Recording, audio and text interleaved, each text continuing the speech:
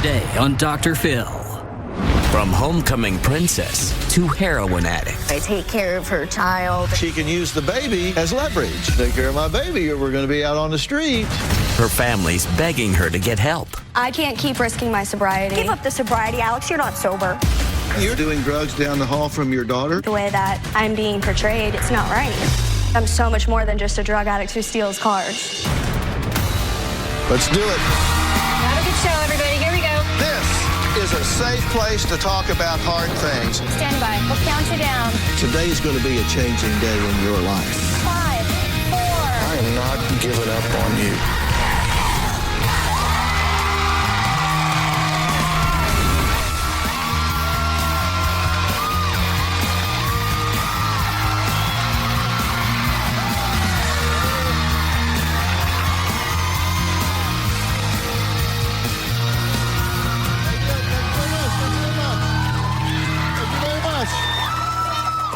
Well, today we're talking about Alex, and listen, Alex had it all. She was homecoming princess, a varsity cheerleader, and known as one of the prettiest, most popular girls in school. But those glory days have since faded, and now she captures her small town's attention like this, with mugshots and headlines reporting her numerous arrests. Now, her family says Alex's behavior just really knows no bounds. From grand theft auto to assaulting her own sister with a butcher knife. But get this, her mother Jane says Alex is actually mad at them. Well, why? Because Alex believes her family refuses to stop harping on things that she insists are old news. Take a look. Looking at Alex's life now, I never would have guessed that she would turn out to be a heroin addict. She was homecoming queen on the varsity cheerleading team. My granddaughter was born addicted to oxycodone. Had to be weaned off in the NICU for 2 weeks. I'm so angry and resentful because I'm raising her daughter. Alex's drug addiction has completely ripped my family apart. Alex has been arrested numerous times. Alex has taken my credit card. She's taken her sister's credit card. She's stolen thousands and thousands of dollars. Alex has stolen all my jewelry, my favorite stuff, all gone. One time, when she was working at the jewelry store, Alex devised this plan to steal and pawn the jewelry. It was around $30,000. She's stolen my car. I finally just said, screw it. Let's just get her arrested. I mean, enough is enough. So we called the police. There's been numerous times where Alex has gotten physical. She punched me and she broke my nose. Hey everybody, it's Alex again. Starting to feel better, even better. I actually had the strength to put some makeup on. When Alex says that she's doing great, I don't believe her. She's just full of I'm finding syringes and crack pipes and all kinds of stuff. We just found a syringe 4 days ago. One time, I walk into the room and I see Alex with a syringe in her hand. Whenever I feel you're doing good, we get sucker punched. When Alex tells me to move on, I want to smack her and tell her to go herself. Be honest, it's hard for me to erase the 10 years of complete chaos that we've all had to go through. Well, Alex's younger sisters, Victoria and Stephanie, say they're just sick and tired of Alex's selfish behavior and half-ass apologies. Alex's drug use has destroyed everybody's life, and she doesn't take responsibility. I am committed to change. That's what I'm doing, and you guys don't see that. It's going to take a little bit more time than you want it to take. All of her apologies are half-assed. Nobody wants a half-assed apology. She thinks we're all crazy. We should just get over it and move on. She's thrown steel pots at my head. She straight shoved me through the drywall. Alex picked me up to take me to a dentist appointment, and she was drinking wine while she was driving. I told her I did not approve of it and to pull over. I got out of the car and I didn't have my hand out the window yet, and she just took off going 45 miles an hour, and I was still holding on to the window. I could have been run over. 2 years ago, Alexandria was arrested because she was going to stab me with a butcher knife. I was arguing with my sister because she was high, and she came up to me in the kitchen and she reached in the drawer kind of like this and took out a knife and jerked her hand back as if she was going to stab me. Luckily, my mom was there. She wrestled my sister. She took away the knife. If my mom hadn't intervened, she would have actually stabbed me.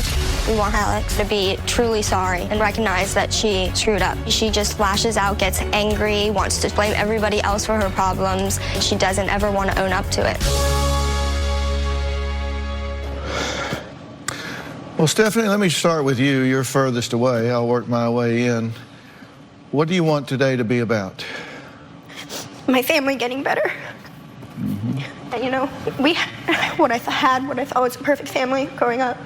We were all so close. We ate dinner together every night. And never would I thought that this would be my life.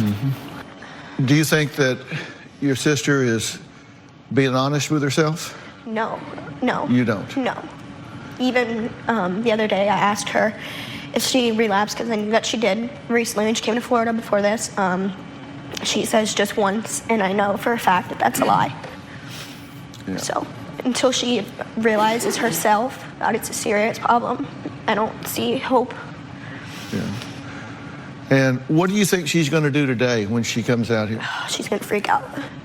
How so? I don't know. I don't know if she'll stay out here. I don't know if she'll yell, if she'll laugh, not say anything. I don't think we've been able to have an actual conversation with her about this without her exploding and leaving for 10 years. I think when she does sober up, the reality of all that she's done and the destruction is just too much for her to handle. That's how I feel. You think she's just so guilt-ridden when she starts to come out of the fog that she goes back into it? Right. What do you think? I'm sick and I'm tired, and I want her to get help before she ends up not alive anymore. She wants you guys to straighten up. She says that you are holding a grudge against her, that you're just simply not letting things go, that you're living in the past, that there's nothing she can do to erase the past, that you just have this fixed belief about her and that you're never going to turn it loose, so nothing that she does is ever going to change that. She feels that we don't support her, yet, you know, we've had her in rehabs, you know, I take care of her child. I mean, I forgive her constantly, so for her to say all this stuff doesn't make sense. What's happened here is she has spun out of control. She's doing drugs. What kind of shape was her daughter born in? She was born addicted to opiates.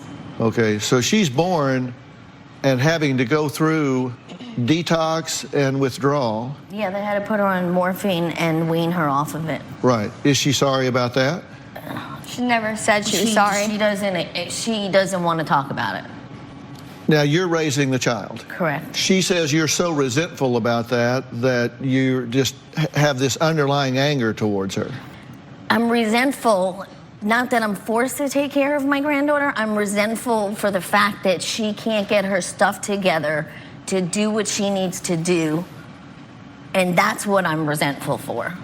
You're the subject of emotional extortion here, right? I mean, that's what it's about, because you love Alex, right? So it's like, if we don't do certain things, she could wind up dying, and then we're going to feel like, oh my God, we let her down, and now she's dead. So that's the ultimate guilt.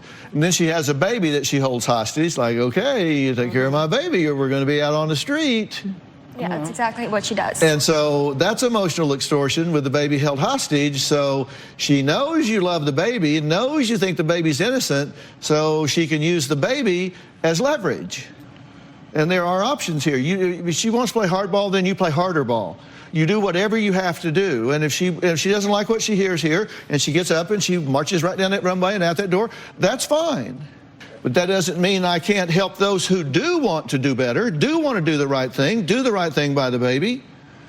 So I'm here to help those that want to be helped. And if she's not one of them, then we'll have a great session among ourselves, and your lives will improve. Next, there's more to this story. Alex's family says not only was Alex's baby born addicted, they say she has witnessed things that may well have scarred her to this very day. Well, Alex is here, and we're going to meet her after the break. We'll be right back.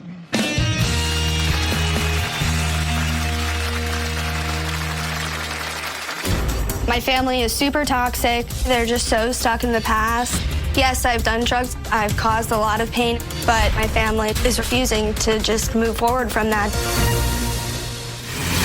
And later, The drugs are the chaos. The drugs are the chaos, Alex. I just can't keep risking my sobriety just because they need help too. Give up the sobriety, Alex. You're not sober. Yes, I am. No, you're not. well, I Who tell you are what, you? Like, who am I? I'm your sister.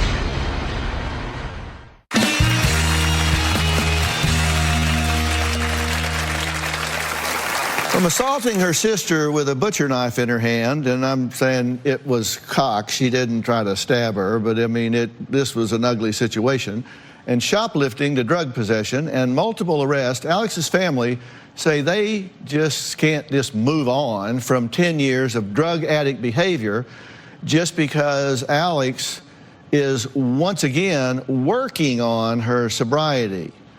Alex says her family needs to stop obsessing about the past and move on now. Take a look. I don't feel like my family can forgive me for doing the things I've done. Everyone just assumes that I'm just like throwing all the responsibility of my child onto my mother and just dumping her off with her. It's completely absurd and ridiculous. It's actually laughable. They're just so stuck in the past. Obviously, I made a lot of mistakes that I regret, but I'm really trying to do better. Yes, I've done drugs. I've caused a lot of pain, but my family is refusing to just move forward from that, and it's making it really difficult for me to recover. I'm 1 week clean. Might not seem like a lot to people, but this has been the hardest week of my entire life. I'm 100% committed to my sobriety. I went to an inpatient facility on my own in a different state, away from all of my friends and family, because I know that's what I needed for myself. I think they either resent it or look at me like I'm a joke. They've called me a junkie, they've called me a druggie, they said that I will never amount to anything, and I'm never gonna change. I constantly feel judged, and when they're looking at me, it's like a look of like disgust. They're just kind of like sitting there on the side with some popcorn waiting for the next bad thing to happen. It's awful. It's like a gloomy cloud like around my whole life. I feel like everything that I've done so far has been for nothing. Sometimes I just feel like, you know what, screw it, I might as well just up. Well, Alex's family says her 4-year-old daughter has been subjected to the worst of Alex's drug addiction. Alex is not capable of taking care of her daughter because she has chosen drugs over her daughter. I don't feel like you guys include me in any decisions, her schooling or her doctor's appointments, and I just don't think that's fair. The decisions I had to make because you were incapable of them. Alex does not have that motherly instinct, motherly bonds, or anything motherly to her. Alex's entire pregnancy, she was miserable. She didn't want to be pregnant. You could just tell that she was repulsed by her niece. Alex is a danger to my niece. There have been multiple times where I have found syringes in Alex's bed on the driveway floor. I've found crack pipes all within the baby's reach. Alex definitely took her daughter with her when she was getting drugs, without a doubt. She's made several comments about how her mom sells pills. One time, my niece demonstrated how to crush up a pill, roll up a piece of paper, and pretend to snort it. At one point, there was a bounty put on my niece from a drug dealer because Alex owed money. For 10 years, we've had these problems. The fact is it keeps happening. When I signed over temporary rights, it killed me. People called me selfish, but I realized this is the most selfless thing I could do. Instead of my mom commending me and agreeing to the fact that I'm making the right choice, she throws it in my face like, I don't deserve my child. How dare you just like dump your child on me? I have zero say in anything that goes on in my daughter's life at all. It's awful. Like, I feel like I am on the sidelines while my daughter is growing up. Sometimes I just feel like, you know what, screw it. Maybe I should just sign over my rights and just remove myself from the situation because I don't think anything's going to be getting any better. Okay, thanks for being here. No problem. First off, you say you think signing over temporary custody of your daughter was the most selfless thing you've ever done? Yeah. I agree. It was a very selfless thing to do, to take your daughter out of what you considered to be an unstable situation at the time. What was unstable about the situation at the time? Just my whole lifestyle was completely unhealthy, and it sounds bad, but I just didn't have her best interest in mind at that point. I was very selfish, and I wanted it to be about me. So drugs were involved at the time? Yes. And with that comes poor behavioral choices and poor choices about who you're hanging around with, right? Yeah. When you would go on a drug binge, you said you would make really bad choices. Like what? You stole things, right? Yeah, I had a tendency to take things that weren't mine. What did you steal? My main thing was jewelry because I could get money for it. Did you steal from your family? Yes, I have. What did you steal from them? I stole a lot of stuff from my grandmother, and that like haunts me because a lot of the stuff is very sentimental and old, and it's awful. What about Mom's wedding ring? Yeah, I did pawn her band, but we were able to retrieve that. You pawned it, but you got it back. Yeah. My parents paid. Yeah, she didn't get it back. My father got it back. After the fact, do you feel remorse for that? Yes, so much. Like in the moment, I even like am thinking to myself, like, I really shouldn't do this. I know this isn't a good idea, but the consequences and repercussions just don't exist to me at that time. It doesn't matter because it's whenever you're in those desperate situations, it's because you're literally so sick and because you're physically dependent on something. Like I remember laying there thinking, I'd rather die than feel the way I feel. Do you ever apologize? All of the time. I mean, do you look like, these guys in the eye and say you're sorry? Yes, I have. Have you said that to your mother? Yes. Have you said it to your sister? I'm not sure. Okay, well, let's take a break. Alex insists that she's working on her sobriety, but just 11 days ago, she and a friend were using drugs just steps away from her daughter's room. Now, the friend, well, he overdosed and nearly died. We'll talk about that after the break.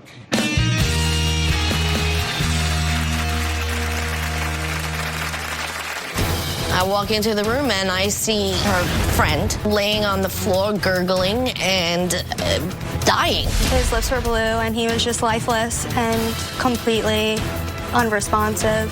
Alex has proven to me that she's not ready to stay clean.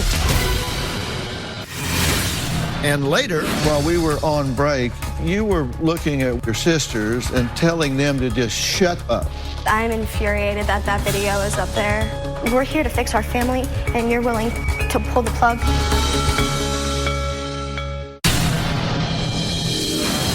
Alex's addiction has definitely affected my granddaughter, but Alex doesn't see the damage that she's created for this child.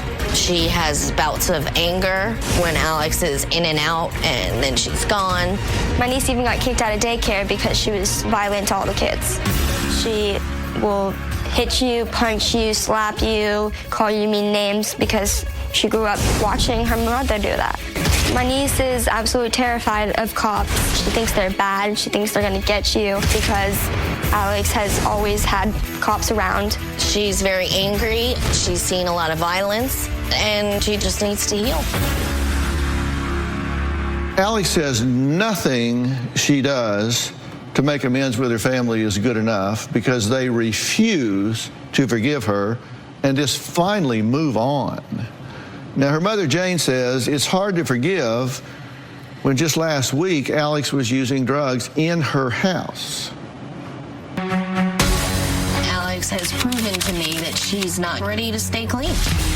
I was in an inpatient facility rehab in Maryland for approximately 25 days and was clean almost 2 months. My mother was supposed to bring my daughter up to Maryland to come stay with me. The morning that my mother was supposed to come, she sent me a text saying, "I'm not coming there and I'm angry with you. After everything you've done, you don't get to be pissed at me. I'm pissed at you and I have my feelings too." I wanted to see my daughter. I needed to see her, but I didn't want to go back to Florida because I knew that it was going to be compromised if I went back. She flew home from rehab, and she wasn't home a half hour before she was getting high with a friend in my house. I used heroin and cocaine. At 2 a.m., Alex calls me from her bedroom. I walk into the room, and I see her friend laying on the floor, gurgling and dying. His lips were blue, and he was just lifeless and completely unresponsive. It was very chaotic. We were trying to help him, and at the same time, we're worrying that Alex took the same drug and is going to end up dying. And I'm trying to make sure that the baby doesn't wake up to see this. It was complete chaos. Thank God that the paramedics got there within 4 minutes. Otherwise, he'd have been dead. It was 100% my fault. But if my mother came up to Maryland like she had originally planned, none of this would have happened. Have you heard the term management by intimidation? Trying to control a situation by, like, fear tactics in a way. Well, at the break, while we were on break, you were looking at one or both of your sisters and telling them to just shut up. What was that about? Because I'm infuriated that that video is up there. Alex, we're here to fix our family, and you're willing to pull the plug. That is completely uncalled for and disgusting. The only thing that should have been taken to begin with was the drugs. So you're disgusted by them showing that, but you're not disgusted by doing drugs down the hall from your daughter? No, that's not what I'm trying to say. I'm saying that has nothing to do with me. Were you there? Yes, I was there. Were you doing drugs with that person? Yes. Was this immediately after you arrived? I mean, yeah, pretty much. How is that not relevant? Because it's just not, that's not my stuff. Like, I just don't think that's right. Like, I don't think that's right. Didn't you say that you could just as well have overdosed as at the same time? Yeah, there was a possibility of that, yeah. Tell me again how none of this is relevant. I just don't think, not that it's not relevant, I just don't think it should be something that should be shown like that. And you're wanting them to forgive you, which I understand, but it's kind of like if somebody runs over my foot and they ask me to forgive them, and I say, well, okay, and then they run back over my foot, it's a lot easier to forgive somebody for running over your foot if they'll stop running over your foot. You get my point? Yeah. And you're asking them not only to forgive, but to forget what you're doing while you're still doing it. No, I don't even know what to say right now. I'm so frustrated. You're frustrated because you're trying to make sense out of nonsense. I don't understand what it is you're wanting. Not throw everything in my face all the time. Like, that doesn't do anything. Like, you're talking about past history, but Victoria says prior to this, her niece has had a bounty on her head because you owe drug dealers money. So there's a through line here. Do you see what I'm saying? Yes. There's a through line. Mm-hmm. And you can say, well, this was back then, but then it comes up to this ODing, and and then you say when you leave here, you have an intensive outpatient program in Maryland, but yet when you leave here, you want to fly back to Florida. yes. I'm trying to figure out if we're dealing with reality here or not. And these are factual matters. I want to talk about the facts here. We'll be right back.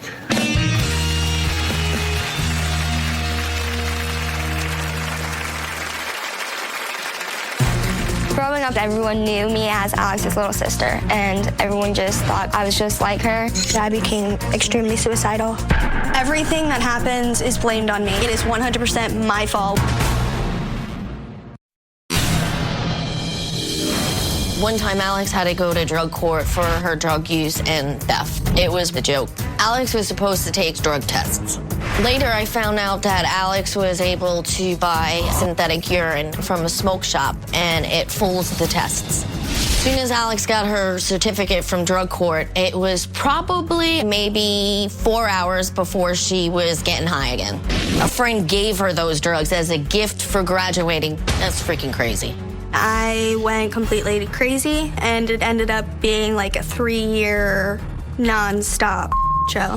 There's always shenanigans when it comes to Alex and her drug use.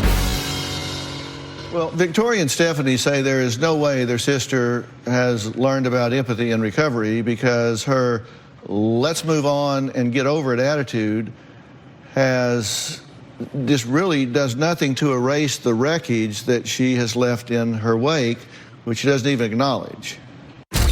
Alex has definitely affected every aspect of my life. I'm 22 now, and I don't remember a time in life where she's been sober. Alex is very oblivious to the pain that she's caused. My sisters gang up on me. They constantly criticize me and put me down. They show me no respect. Growing up in a small town, everyone just thought badly of me, thought I was just like her. Everybody trash talks my sister, whether it be on Facebook. She's had sexually explicit comments put on her mugshots. It's just really horrible. While I was in school, I was constantly worrying about her and what she was up to and if she was alive or dead.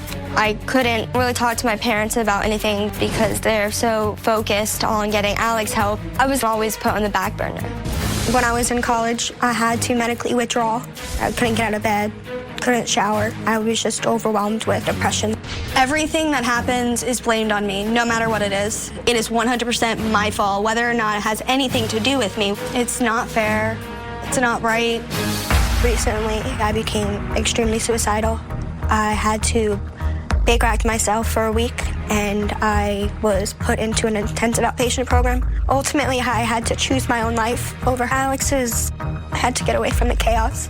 Moving to California has helped tremendously. I'm beyond fed up with this entire situation. I'm full of hate and resentment. Alex needs to change.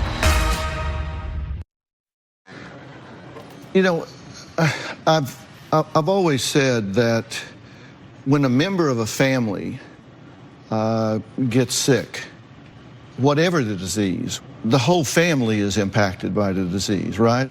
And it's the same with drugs. It's not just the one person. Every time you do something, it takes a toll. Like, you know, you say that Alex stole $4,000 worth of grandma's jewelry and family heirlooms. Well, I can tell you, when that happens, that just takes out a part of your mother's heart.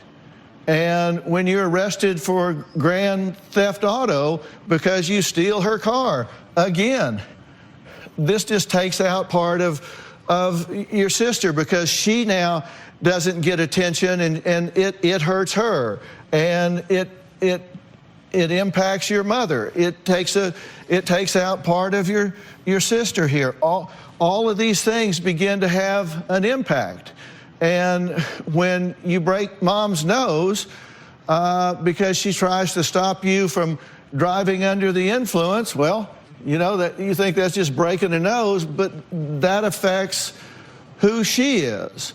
And then you get in February where you've disappeared with your daughter. Okay, now this is affecting everybody here. This just starts taking out holes and pieces of everybody. And so emotionally, you know, this is how they look. And when they say, we've got a niece that can demonstrate how to crush up pills and snort them, they go, what are we doing as a family? How are we doing this? When you physically attack them, that hurts. When they judge you and reject you, that hurts. Instead of bashing me behind my back to each other, making me feel like I'm the worst person in the world, but they literally are just going over and over and over in their head and out loud about all the things that I've done to them. And what would you like for them to do specifically? What would specifically would you like for Victoria's attitude towards you to be, and how would she express that? I really don't know. Like, this is like news to me about how she feels. How is it news to you, Alex? I always try to express how I feel to you. You just don't ever really care to listen. I've got what I think is a pivotal, outcome determinative question for you right after the break.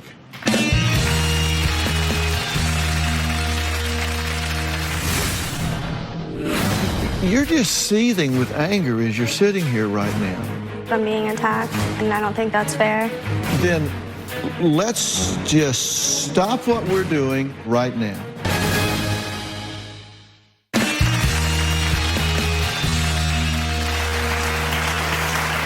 I said before the break that I had a really pivotal question for Alex, and I do.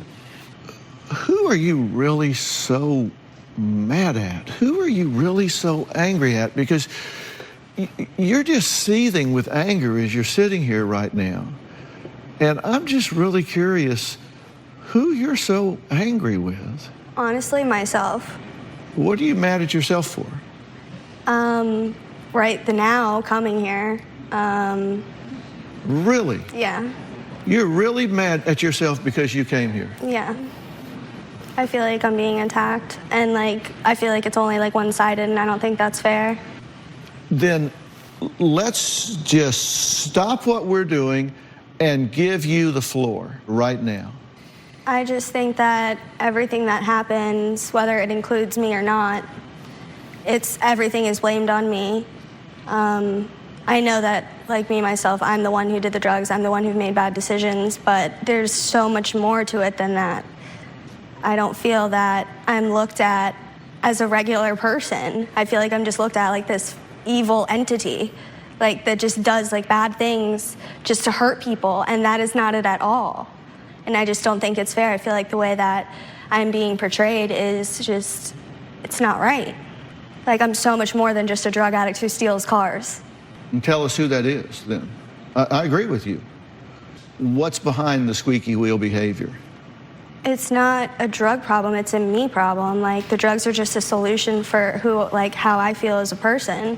But I have been committed to changing. Like I've changed my behaviors. I'm trying to work on myself. Like I'm trying to do so much. I'm doing everything you guys ever wanted, and I feel like you guys are giving me no credit for anything. I see you, but I see two of you. I see my sister, and then I see the drug addict. And I don't want you to think that we think poorly of you. We think poorly of the drug addict in you. I love you. Love you. I just really want you to want our family back the same. I want you to understand that we feel these ways. You know, I've told you that I'm scared you're gonna die, and you laughed at me, and you told me to stop being stupid, that I'm just a girl that has a sister that's a drug addict. And I want you to know that that's not true. I've been affected by this since you started. In school, I withdrew because I knew you were pregnant and using, and I couldn't fathom how you would do that and how you're gonna forgive yourself. And this last time, Alex, with everything that happened, I sat there twice, once with a bottle of my pills in one hand and the water in the other. And the other one I sat in a hotel parking lot with a bell around my neck. And I was gonna go out thinking that you hated us and you don't understand how we feel. I was willing to end my life over this. And I don't want you to think that I'm just, a depressed, sad person and this has nothing to do with you. I miss my family. I understand that. I know, but I want you to get, Alex, that you will die from this if you don't change. But in the process of that, we all died inside. I know. I've been dead inside for so long, too. I know, but this is also being passed on to us, None of us have the same relationship anymore. And obviously times change things, but I want you to want to fix it. And I don't want you to feel like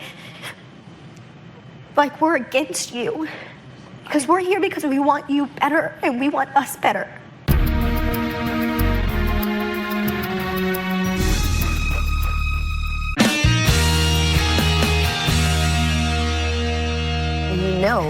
I've always been your biggest supporter, and you know how much I love you.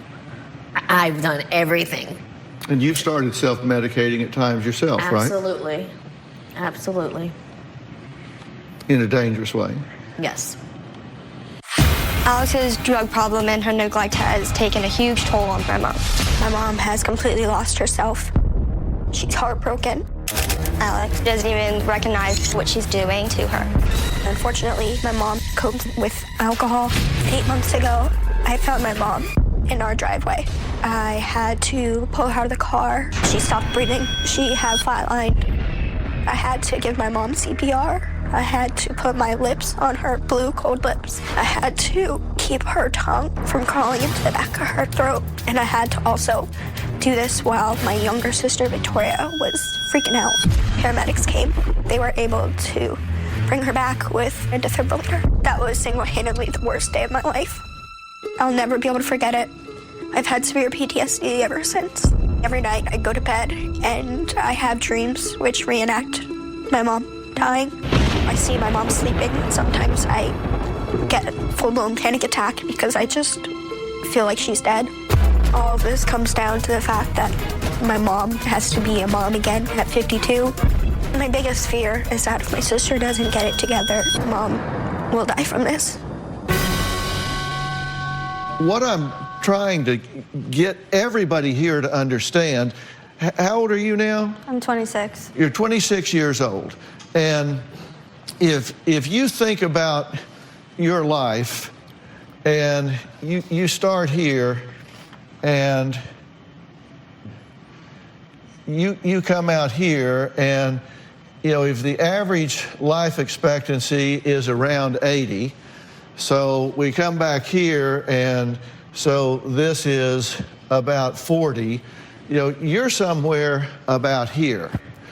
You've got all of this life still ahead of you. All of that is still ahead of you. So you can think about, okay, you're 26 right here, and you can think about, boy, this is a bad situation right here. You've got all of this ahead of you. That's a lot of life, right?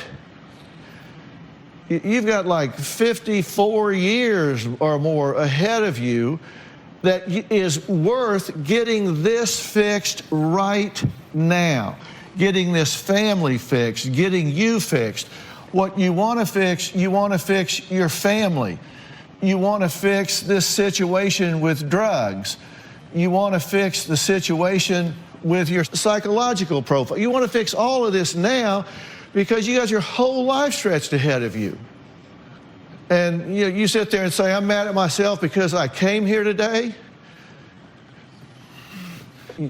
This should be the best day of your life. You're here with 3 people that love you and care about you, and they're here because they want you back. They hate your behavior. They love you, and you agree with them. You hate your behavior. So what do we do about that? How do we close the gap with this family? We'll talk about that when we come back.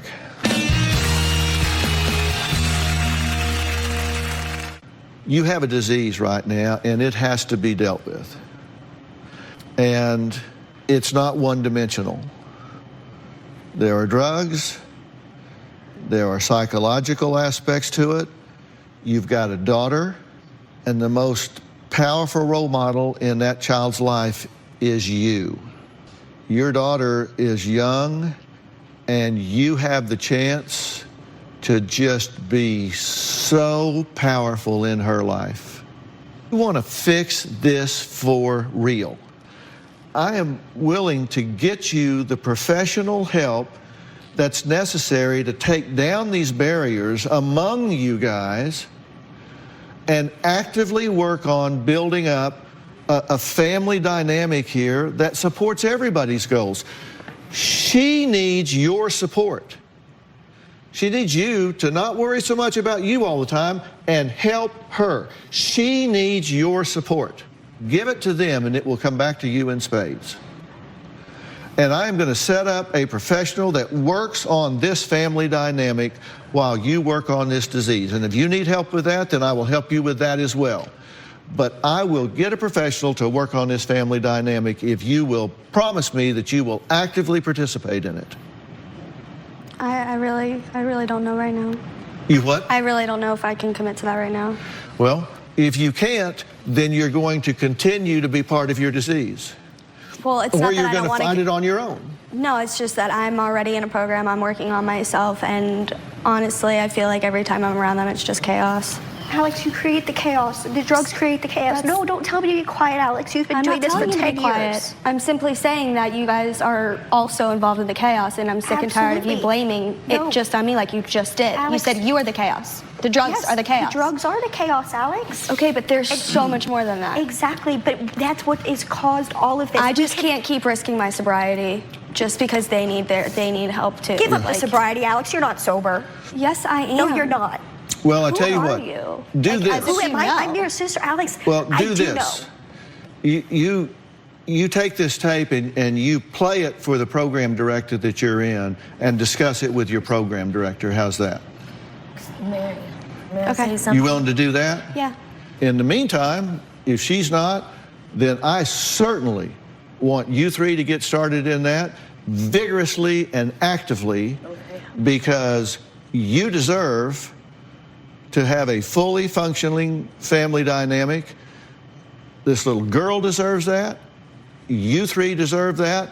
And if she decides to become part of that healthy and functioning family, which she said she wanted to, then she will. If she doesn't, then she doesn't, and you've moved on anyway. She wants you to move on. This will certainly be moving on.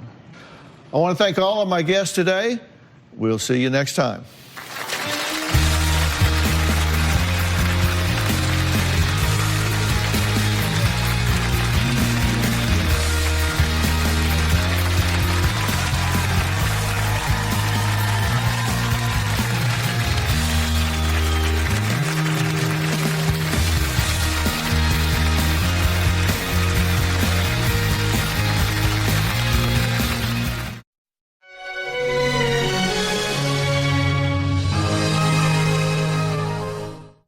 Today on an all-new Dr. Phil. She claims all her devices I am being hacked. You think it could be the Russians? are being compromised. I had received a message that Jennifer had infidelity issues. But who's behind the hacking? I hired a private investigator. It cost me $2,000 to find out that she's doing it. It's not me. I am not a part of this. Have you had 35 email accounts? The ones that we have found are not all mine. You do know that she changes her stories. Every other day. Have you been telling me the truth ever since you got here? Let's do it. Have a good show, everybody. Here we go.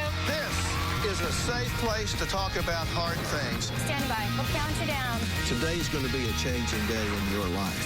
5, 4. I am not giving up on you.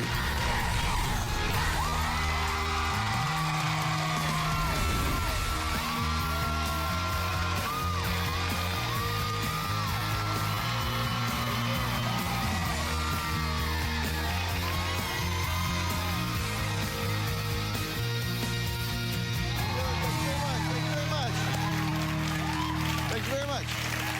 Well, as we were preparing for today's show, my guest, Jennifer, has been crying to my staff, worried that she is about to lose her family and the love of her life, her husband, Billy.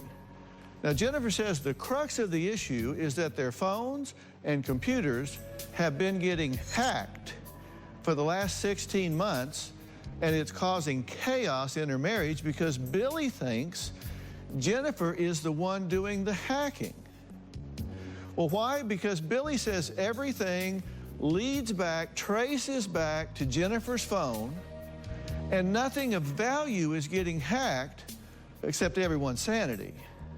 Now, his family is fed up, saying that I shouldn't believe Jennifer's crocodile tears. Here's an example of Jennifer's, well, what they call crying fits. Sorry.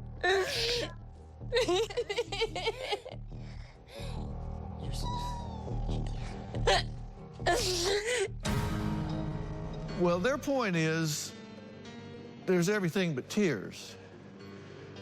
Now, Billy says he wants Jennifer to stop seeking attention and just come clean about what's going on. There is no doubt in my mind. I am being hacked. They're literally taking these pictures off of my phone. From the time Billy picked up my phone, it has changed our entire lives. That's all we ever thought about is these damn phones. I had received a message from one of her friends stating that she had some infidelity issues. The reason he picked up my phone was because he wanted to make sure I was not talking to anybody that I wasn't supposed to be. It made me curious of what she's hiding.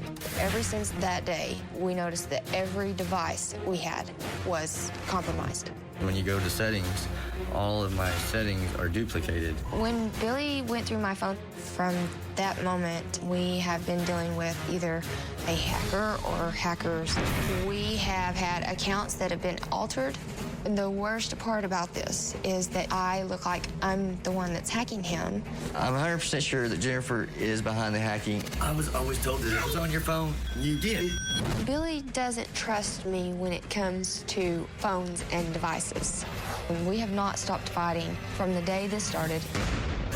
You don't understand, Billy. We have spent over $5,000 just on devices alone. We have replaced laptops, 4 phones, 2 computers, and 2 routers. We have also spent $2,000 on a private investigator. He informed us after the malware analysis that I am doing this. I know that it is not me. I have called the internet companies. I have gone as far as calling the FBI, Homeland Security, and I even spoke with Secret Service. Nobody has been able to help me. At this point, I'm determined and I'm relentless, and I will clear my name. Okay. Now, if you're not the hacker, who's doing this? Who is hacking these phones? I'm not sure. I know that... Well, you have theories. Yes, I do. I have a lot of theories. Okay, and who are your theories? Well, I have questioned ex-boyfriends, I've questioned family members, neighbors. I've even gone as far as questioning my husband. I know that April of 2017, Billy had picked up my phone, and he had gone through my phone, which wasn't a big deal. And from that point on, Dr. Phil, our lives were turned upside down. Yeah, and clearly. it did not stop. It's still going on. Well, he says it's to the point that he's about to lose his business because he's so obsessed with this. It's all he can think about. It's absorbing all of his energy. And it is. You said at one point you think that, and you're serious about this, that you actually think it could be the Russians as part of a bigger, not targeting you specifically, but it could be part of a... Well, and I don't know if I should say that any particular, Russians or however, but I believe that there's something that is a larger deal with this. I believe it's a large attack and that they could be hiding behind all of us to do this attack. I was immediately accused of doing this from the get-go. Everything we would see, everything we'd talk about, the very next day it'd be gone. I reached out to a hacker and he was giving me information, and he told us it's a large attack and that Billy was not pinpointed. He just happened to have bad luck or be, What's the objective, and what are they hiding behind? Well, how are they using you as a shield? I don't know that there's any particular reason that they're using me as a shield. I don't think they just went through and said, hey, let's just decide to pick her today and ruin her life for the rest, for a while. But I just know that everything comes back to me. You say the problem started when Billy picked up your phone and looked at it, and this was on April 23rd of 2017, and he looked at an account there, and I don't want to be specific about the names of the account, but Right. it said the name and then 01. Right. It was Okay. It was under our daughter's name. Right. And your daughter was 3.5. Yes. And you have opened accounts in your daughter's name. Yes, I have. Okay. Don't need to explain that yet. I'm just trying to get some of the facts out, not the reasons why. I just sometimes like to talk about what we can agree about. Right. Because sometimes if you do that, you figure out that what you disagree about is not as big as you realize. Right. You have opened accounts in your 3 and then ultimately 4-year-old's name. Yes. Before, and some of these he was aware of. He was aware of everything I'd done for her previously. Okay. We always had his But approval. he looked at your phone and it had the name and 01. And then he gets up the next day and that account's gone, and that account now says 44. Yes. So it was 01, and then the next morning it's gone, and there's an account there that says 44. Right.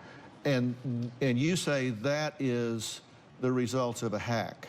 Well, I believe that it was a trigger, and I believe it was a fake email account, and I also believe that There's been a lot of fake either email accounts or apps that have been placed during this time. Okay, but you think that somebody, not you, not him, took that off of the phone? Yes. So that was a hack. Somebody accessed your phone. Yes. And took that off. Yes. Why was he looking at your phone? There were some trust issues. And the trust issues is a friend told him you were getting ready to run away with another man. Yeah. And so that'll make a guy Definitely. curious. Yes, to say the least. And so he wanted to look at your phone and see if there was evidence there or plans being made or whatever. Yes. Now, you in fact had a sexual assignation with this individual, correct? On 2 occasions. Yes. Okay. And you said that those weren't mutually consensual. No. So were you raped? I will not stand and say that that is the proper term. I think rape can be a damaging word, and it was a damaging time, but I have a hard time talking about it. Mm-hmm. So I don't know how to classify that for you, Dr. Phil. Well, you said it wasn't mutually consensual. He and I never had a mutual relationship. Whatever it was never mutual. I felt very, I guess if you will, he jacked around with my mind. He took advantage of me being a scaredy cat. He took advantage of me in a lot of ways. And I allowed it. I know that now. But you felt manipulated. Absolutely. He took full advantage of every fear I ever had. He would say to me, Jennifer, I know that you've done this. I told him, Billy, you're right. I did. So you confessed? It was a false confession. That was one of the largest mistakes I could have ever made. And later, listen, if you just want to blow smoke, you don't need me here to do that. Because every time I turn around, you're looking at him and saying, now, Billy, you know. Now, Billy, you know. Billy, you know. I don't know what's going on. Come with me. Yes, sir. Wednesday. From handsome rapper My son, Tibby, was a rock star. to homeless and on heroin, You're not in here doing dope. his girlfriend even disguises herself to find him. I dress like a homeless person and wander the streets. But is his family to blame? You said he's ruined all of your lives and even killed your stepfather. I was going to joke, but I'm not. Oh, you can hide behind humor, but in the meantime, your boy's going to be deader than a hammer. Then on Thursday, from cheerleader to wild child, You spent time in jail. All these mugshots, all these pictures, this is me. That perfect cheerleader, that was never me. that's Thursday.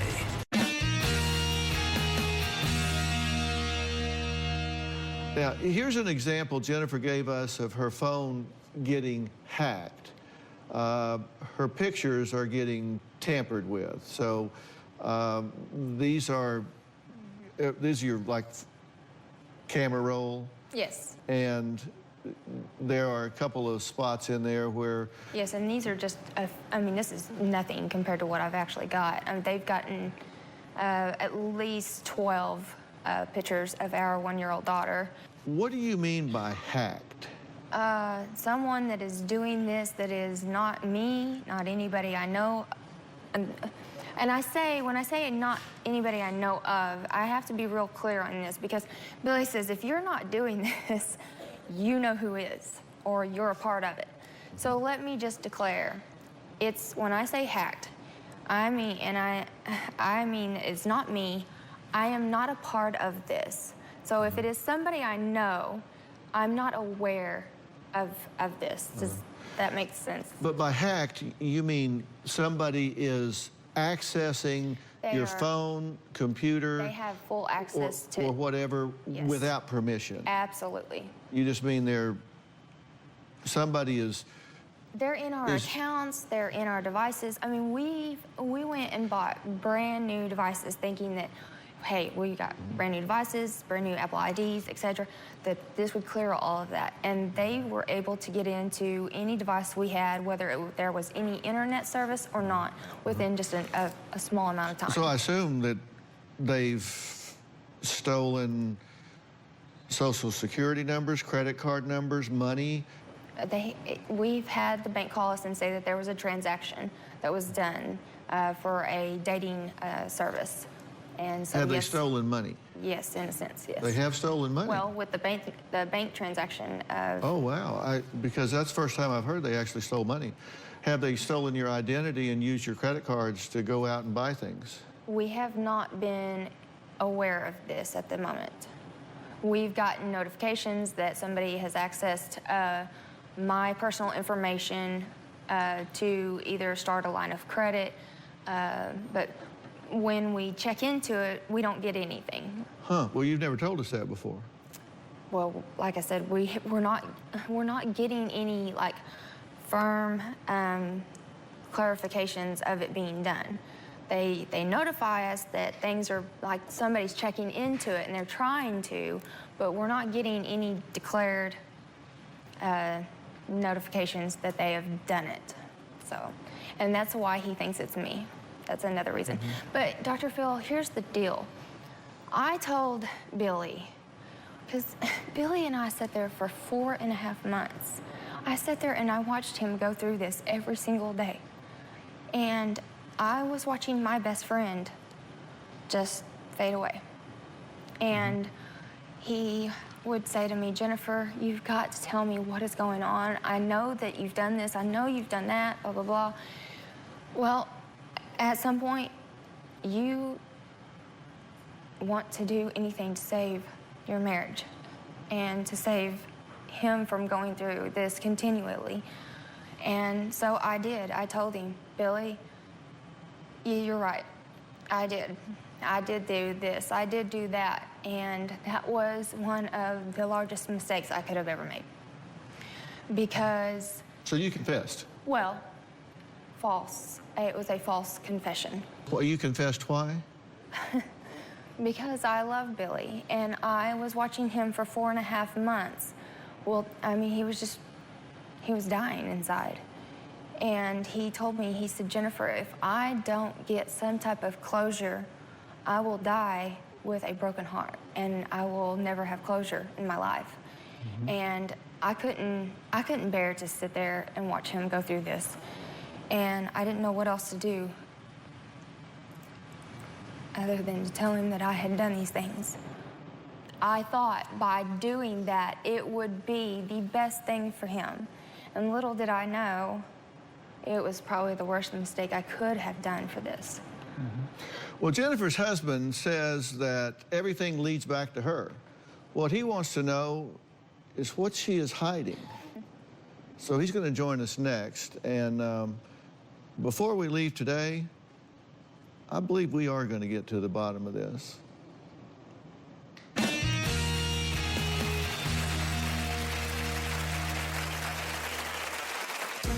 Last year, I picked up Jennifer's phone. The more I found, the more she lied, the harder I looked. I'm sorry that I have not been honest. There's no doubt in my mind that Jennifer is hacking me. And later... Real help, somebody who would get into this and figure it out. I So you knew hired that a I could fix PI? this. Yes, I reached out to a private investigator. And what did he conclude? It cost me $2,000 to find out that she's doing it.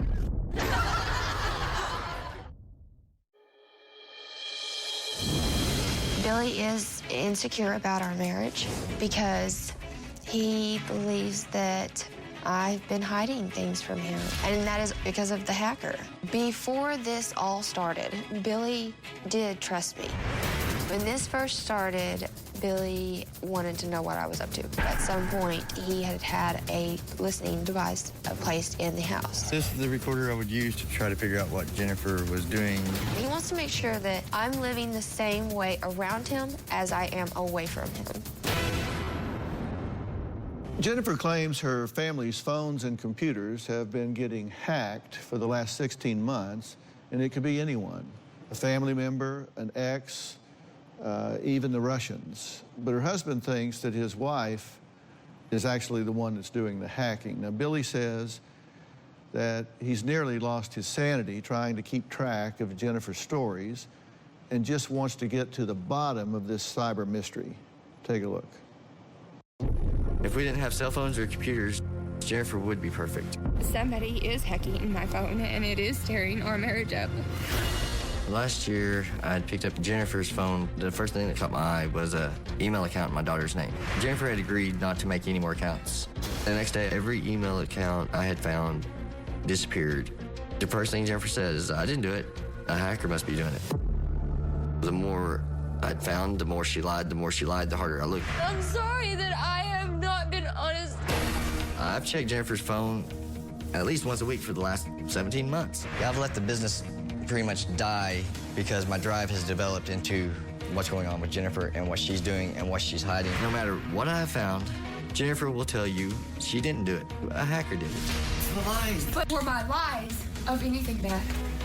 It doesn't matter. There's no doubt in my mind that Jennifer is hacking me. If she is not hacking me, she knows who is. Do these things for the first one. Well, Bill, how are you? Pretty good. How are you? Good to see you. Hi. Hi. You look nice. Thank you. You were just saying something to me as Billy came out. What were you saying? Billy's not aware of the first 4.5 months of this. And I was saying to you that with your help, that is why I'm here, is to prove my innocence and to clear my name for this. Oh, the first 4.5 months. We wouldn't have the other 16 months or the other 12 months if we didn't have the first 4.5. Actually, Billy, that's what I've been trying to. But you lied from day one. Okay, guys, time out here. Time out here. Just one old country boy to another. Yes. This is not nearly as complex and fuzzy as it seems to be. But what is she hiding? We just have to, ambiguity, vagueness, obfuscation are ways to just deflect and keep from getting down to what simple truths are. And I think you're confusing yourself a lot. And I'm either going to deal with complete and utter transparency or not at all. And now you might be able to talk real fast and change the subjects and stuff with him because he's in love with you and he wants to overlook certain things and others, but I'm not so afflicted. So I want to deal with full transparency here. Okay.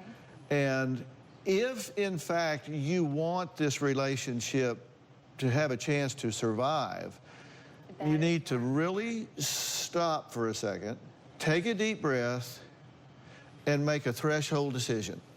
Because I think in everybody's life, we come to the precipice. We come to certain moments, forks in the road, where we make pivotal decisions that are outcome determinative in our lives. And you're at one of those right now. And I'm asking you to make a decision.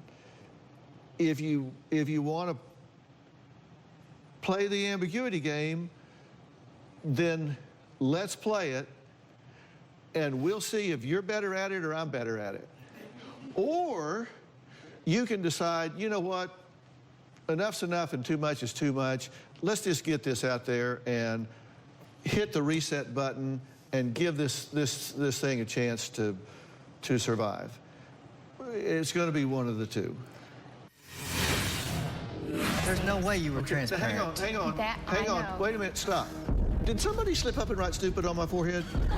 Have you been telling me the truth ever since you got here?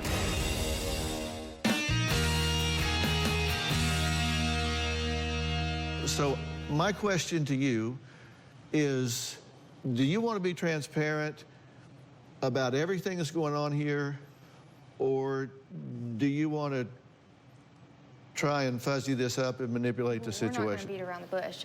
I was transparent for 4.5 months with you, and I know that There's no seems- way you were Okay, so transparent. hang on. That Hang I on. know. Wait a minute. Stop. Did somebody slip up and write stupid on my forehead? Well, No, look at me. honestly- I asked you a question, and you then started talking to him because you don't want to deal with me. no, I do want to No, deal you with don't, because when I said something to you, and then you completely ignored me and started talking I to do him, wanna be because he's transparent. easier to deal with than I me. do want to be transparent. Okay, then you need to talk to me. But I was transparent for 4.5 months, Dr. Phil. That is the biggest problem here. Have you been telling me the truth ever since you got here? Yes. Not Yes. anything you've said since you got here has been a lie by omission or Billy a does misstatement. not. Billy. I'm not asking about Billy. I'm asking about you. You and I have had a talk since we got here. Is everything you've said to me been the truth? Yes. I have not lied to you. I have told you exactly what has been going on. Billy didn't know that I had lied to him to save our marriage. And that is why I came onto this show, was to prove my innocence. 5 times, Dr. Phil. I flip-flopped back and forth 5 between times. this. The last time because she hasn't taken it back yet, though. the reason I flip-flopped was because Well, she adds every to it. time She he gives me would more get information each upset time. because he didn't believe those Virgin Marys, then he would say, I'm done, I want a divorce, I want out of this.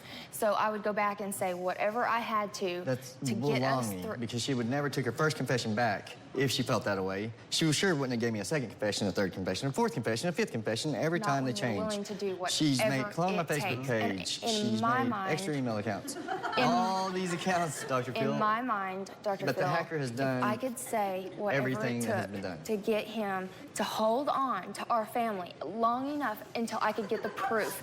Dr. Phil, I knew that if I could get the proof that the true, There like, isn't no proof. certified, She has the proof. the real She is proof, the proof. real help, somebody who would get into this and figure it out. I So knew you hired that a I could prove PI? this. Yes, I reached out to a private investigator. And what did he conclude? It cost me $2,000 to find out that she's doing it. Let me just say, Dr. Phil, I reached out. What did he conclude? He came back with results that, as of the facts stating that it would only seem as though I was doing this. Now, let me say, I Well, here's hired the him. statement from the PI. I hired him to do August a forensics. 18th, 2018, the 3 main takeaway points on our research to date, in my opinion, are: there is absolutely no evidence that this iPhone has been rooted, hacked, or remotely manipulated. A large number of apps and tools on the phone are tools not normally found in the private sector and are highly sophisticated tools used to hack other networks and devices and would require a skill set normally found in someone with an extensive background in IT or hacking.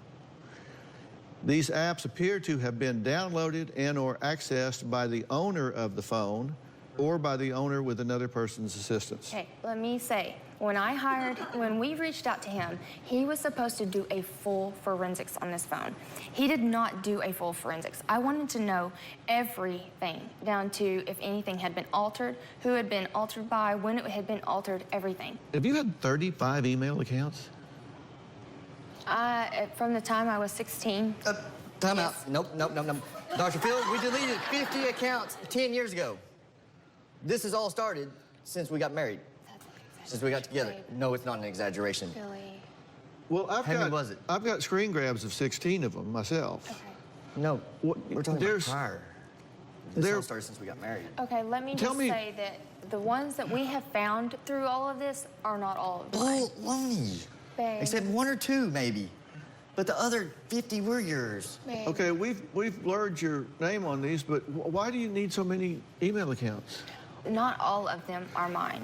And the reason I needed so many email accounts was because I had a letter and number sequence that I would do, okay? Now, I've learned through the years not to do things like that because I can't keep up with the letter and number sequence that I would do, or I couldn't keep up with the passwords. Okay. Dr. Phil? Hang on. Why do you 021476. need multiple email accounts? I don't need multiple. There was a lot of times that I couldn't remember what they were to get back to them. Okay. Well, these came off of the hard drive. Your hard drive. These are... Okay, off of my phone. Yeah, so what you're saying is somebody got on the hard drive and made up a bunch of email accounts for you? Dr. Phil, as crazy as I'm just this asking, sounds, is that your position? I know that not all of them are mine. I know that things can be created as fake accounts when they get into your Apple ID and your iCloud. I'll be honest with you, Dr. Phil. Okay, and Really? Okay, That's the whole reason I'm here. okay, then talk to me. I'm the reason you're here. Yeah. Yes. Because you can You're talk to him right, at home. You're right. You are the reason. You can talk to him at home. You're here to talk to me, and I'm here you've with made your a threshold help, decision, and you've made the wrong one. She cloned your profile. Yes. She wanted dating advice from a male instead of a female. This was on a porn site, right? It was a hookup site for threesome. Wednesday on an all-new Dr. Phil. From rock star to homeless and on heroin. You're not even here doing dope. Stop. But is his family to blame? You say you're taking care of him, you're poisoning him. That's Wednesday.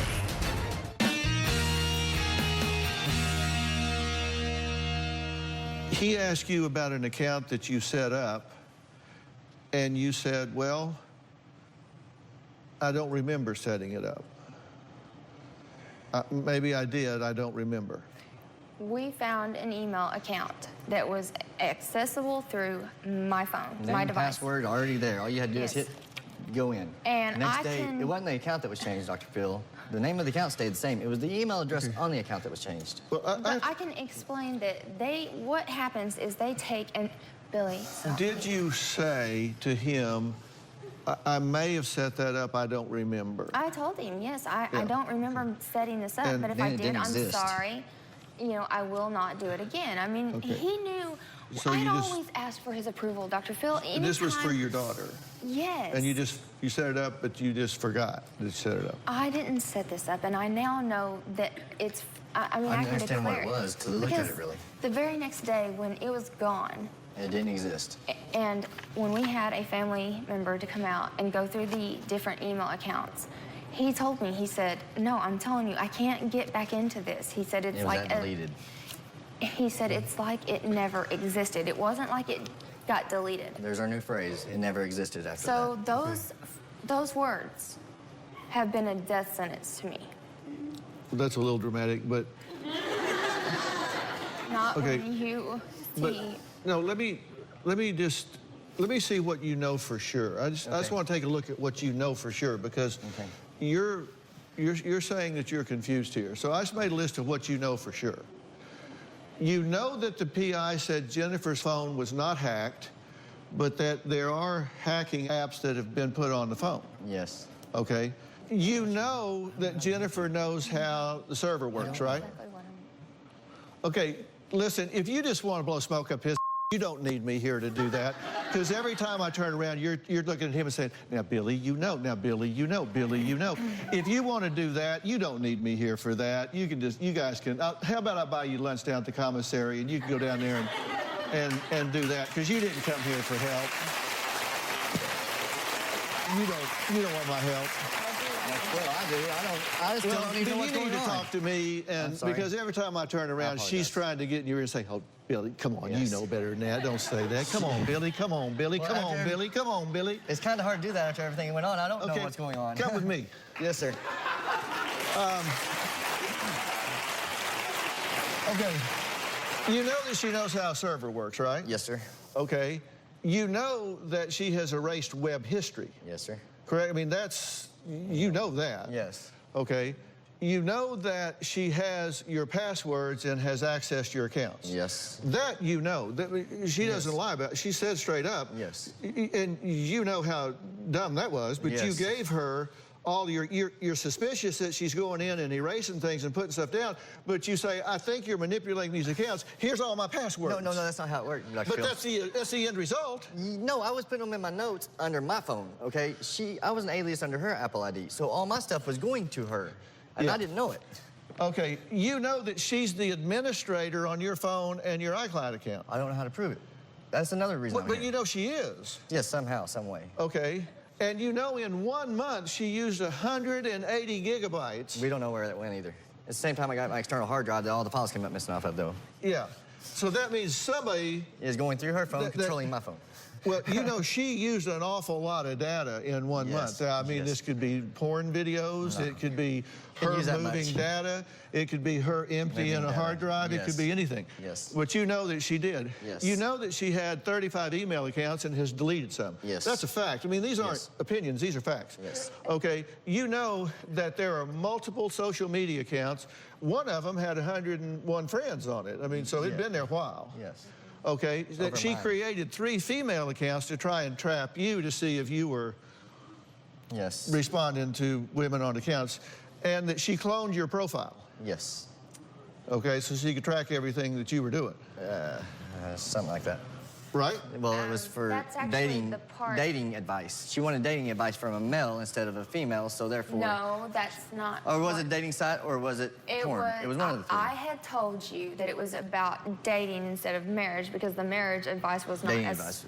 Okay, something like that, but still, it's still cloned. Okay, but this was on a porn site, right? Well, she said it was either porn, dating, or dating advice. I know dating advice She was getting dating advice from a porn site, and she said she would get better advice as a man, and that's why that's what you told us. I'm not sure it was a porn site. I'll go get the interview. It was a hookup site for threesomes. For threesomes, okay.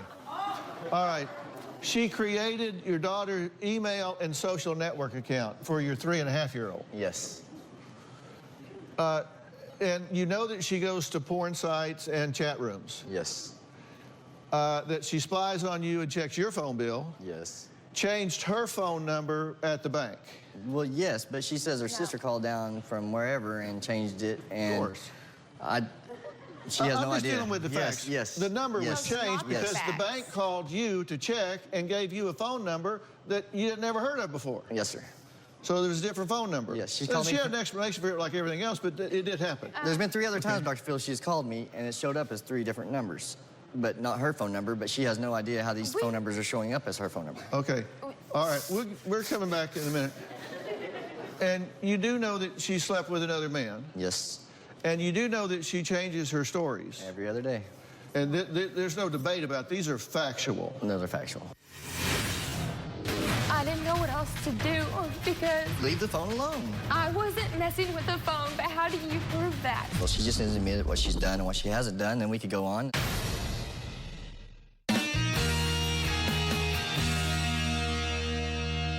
Now, what did you want to say about what it is that is factual? These are not factual. It's not factual on there. It is what he believes. The administrator, He knows. I believe, because I can somebody tell has you, complete Dr. control Phil. over me. And if it's not her, I don't know who wants control over me because I'm just some country boy that's out in the country. These are things that you think that you know. So, Dr. Phil, what I'm trying to tell you is, first of all, let me just say, I stood and I said things that were false to give him some type of closure. There's Phil, no way. Billy, We've seen hold all this on a stuff, second. Jennifer Nicole. I knew, Dr. Phil, what he had already thought that I had done because he accused me of it for 4.5 months. So if I could think of any way that it would make sense and I wouldn't have to go There's so no other far-fetched way, Dr. into... Phil. She just needs to admit what she's done and what she hasn't done, and we could go on, and then we could have a little life together. To step up and say, listen... Then why'd you take her I back a did week do later? this, and I would If you do wanted to make me feel good. anything and everything, flip-flopping, not flip-flopping. The foundation for love is trust. Billy, I and you did broke it all to every time you lied. You broke it. something to go off of, to And then some take it type back. of closure. Okay, hold on. And every time I did it, and he'd get mad. Oh yeah, right, you really didn't do it. Here we go, back to you didn't do it again, right? Those Virgin Marys. So the first thing that I would think is I'd go right back to, fine, I did do it. And I didn't know what else to do because... Leave the phone alone. I wasn't messing with the phone, but how do you prove that when it's being done and it's off of your phone? Like, he'd go back to my phone at the end of the day, and whatever we had looked at the day before, it was gone. Now, how do you argue that when it's being done, it's being taken off of your phone? You had control of that phone. You should Billy, guard I it had like a control hawk. of that phone, but All right, hold on. We have to take a break here, and then I've got a really... I have a pivotal question for you. And I'm going to ask what your reaction to it is, but I'm getting ready to ask you, seriously, the watershed question in your life to this point. Now, Jennifer was trying so hard to prove her innocence that she says she took a polygraph test. So there's a polygraph, there's private investigators, there's all of this. I've reached out to universities. But I've got a question for this gentleman when we come back that I think is going, this whole thing is going to turn on. We'll be right back.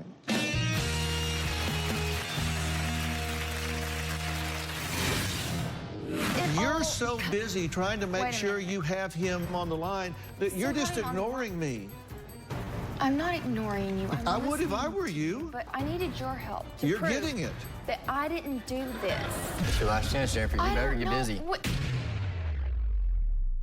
Well, we're out of time for today, but here's a sneak peek at tomorrow's show. Tomorrow on Dr. Phil, is someone hacking their devices? We got the Russians involved here, for God's sake. Or is she the hacker? She's lying to me, and she's lying to you. I'm not lying to you. I came here because I needed your help. So what are you saying? Because I don't believe you, that I'm not helping you? I know that you're the one that's doing this. Dr. Phil? I just want to know why. They left the stage. And just when you thought it couldn't get stranger, You're back. will she finally come clean? So was there a hacker, or were you the hacker? You do not want to miss tomorrow. Billy decides to walk out on the relationship. But on the way to the airport, we got a desperate call from Jennifer that changed everything. Find out why she asked for a third chance to talk to me. You will not believe what happened next. For more information about today's show, log on to drphil.com. Tell us what you think on Facebook and Twitter. We'll see you next time.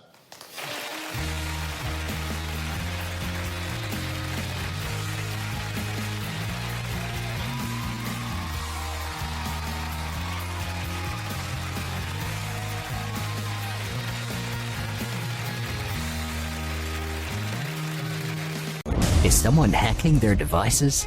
We got the Russians involved here, for God's sake. Or is she the hacker? She's lying to me, and she's lying to you. I'm not lying to you. I came here because I needed your help.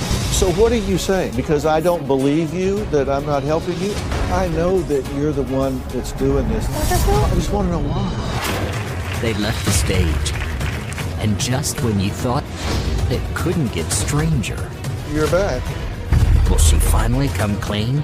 So was there a hacker, or were you the hacker?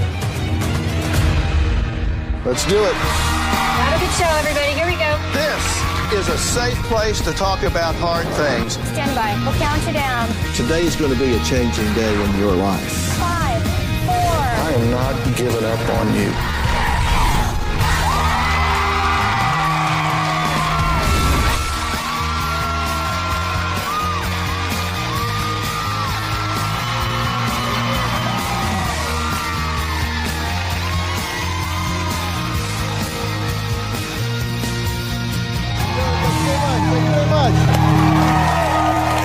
Thank you.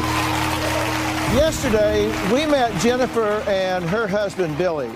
Now, Jennifer says their marriage is in shambles because her family has been getting targeted by hackers for the last year and a half. But Billy says he has evidence that leads back to his wife's phone, proving she is the hacker. Now, Jennifer was so adamant that someone else, an ex, a family member, Billy, maybe even the Russians, could be responsible. But I didn't believe one word Jennifer had to say, and I gave her chance after chance to come clean. Here's what happened yesterday.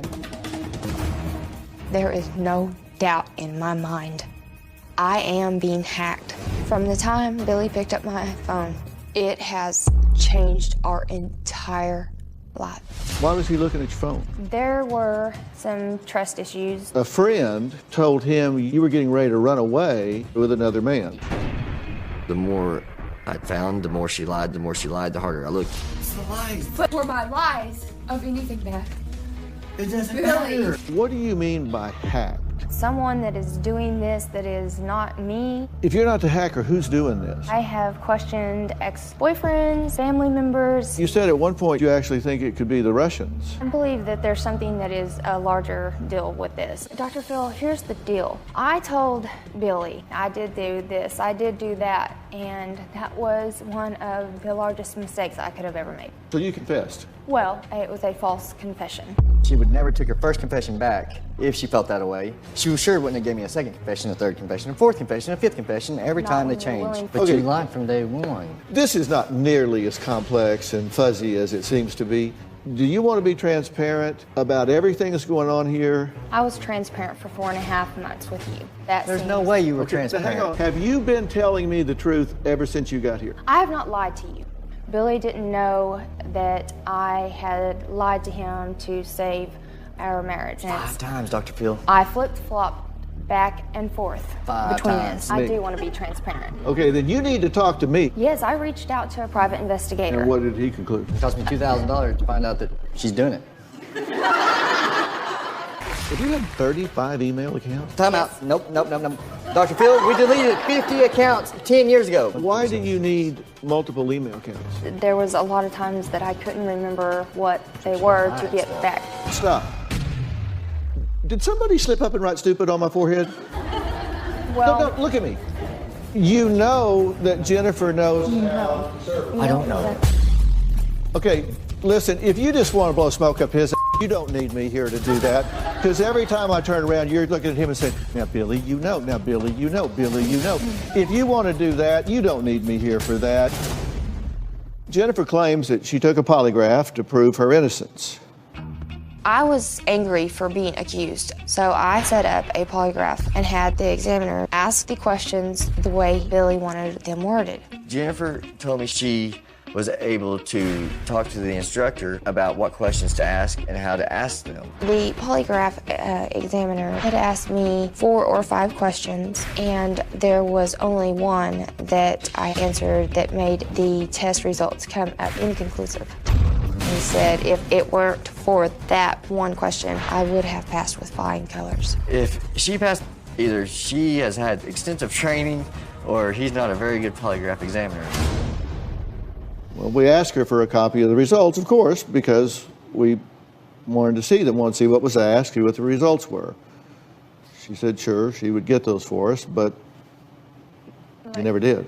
whenever I had tried to send the email, it's not sending through, and plus my email is completely off of my phone this morning. There's a lot of things, Dr. Phil, that are not adding up. I'm on the same network in California as I am in Oklahoma. But here's the problem. Billy doesn't understand that I'm not this big boat that is like making waves around him. We haven't moved on from the polygraph yet. You did, because you want to change the subject. No, I'm but sorry. We asked you about the polygraph. Right. We've been talking to I you for haven't been days, not able just this to- morning. No, and you I said you agree. would get us the polygraph results, and you Yes. never did. He They want an extra emailed me $100. and told me that in order for me to have the results, we would have had to have done an extra $100 for the, Something.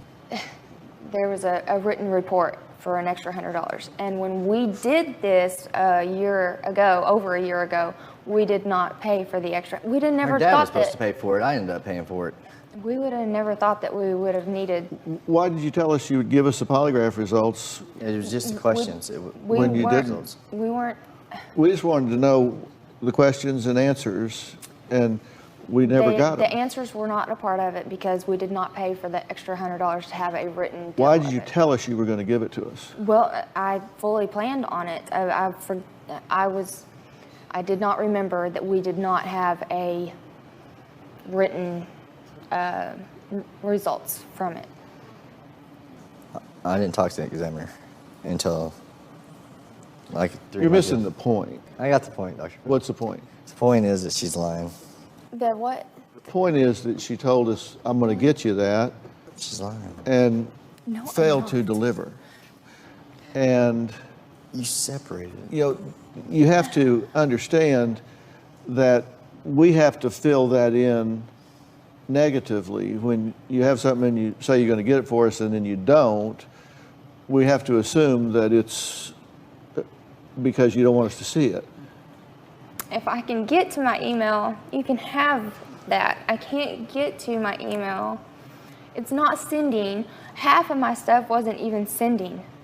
And Billy knows this. Billy knows it wasn't sending. None of my I feel like she let me controls stop, no, everything that stop goes for a on second. with Hang on.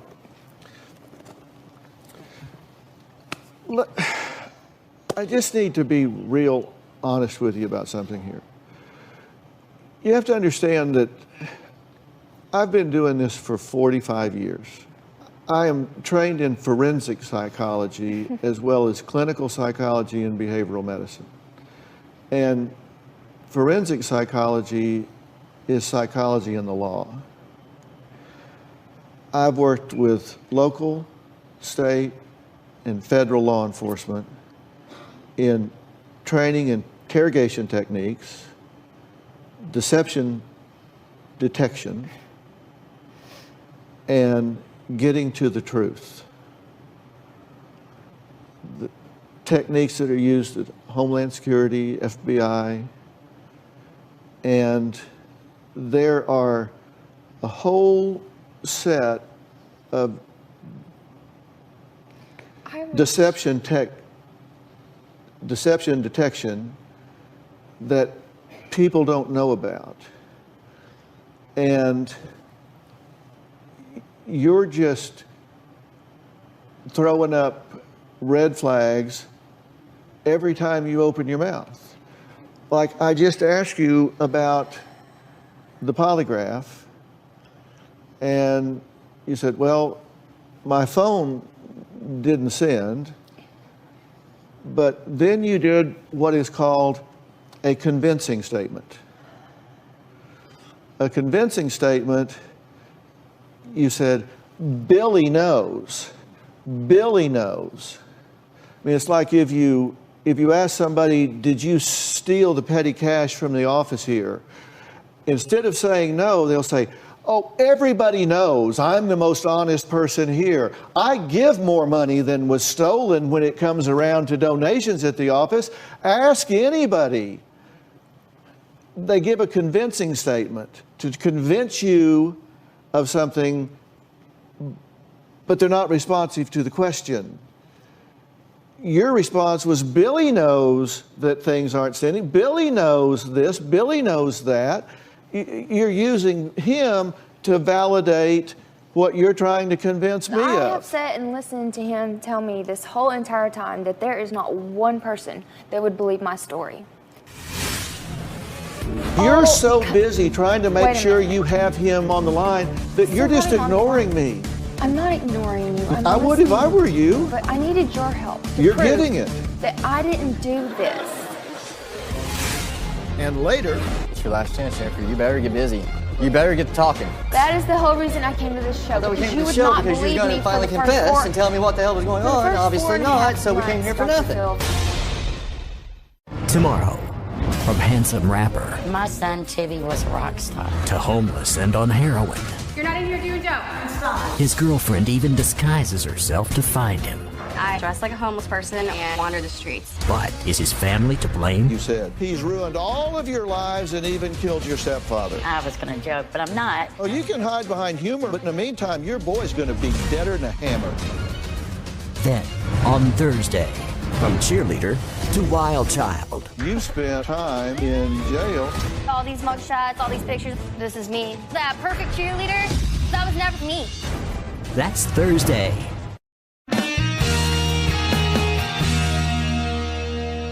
One thing you know for sure when you're talking to somebody and they're telling you a story, whenever they say, honestly, or I swear to God, the next thing out of their mouth is a lie. That's just for sure.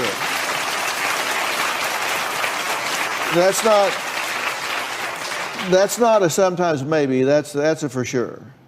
And twice when you were out here by yourself, you just said, you know, honestly,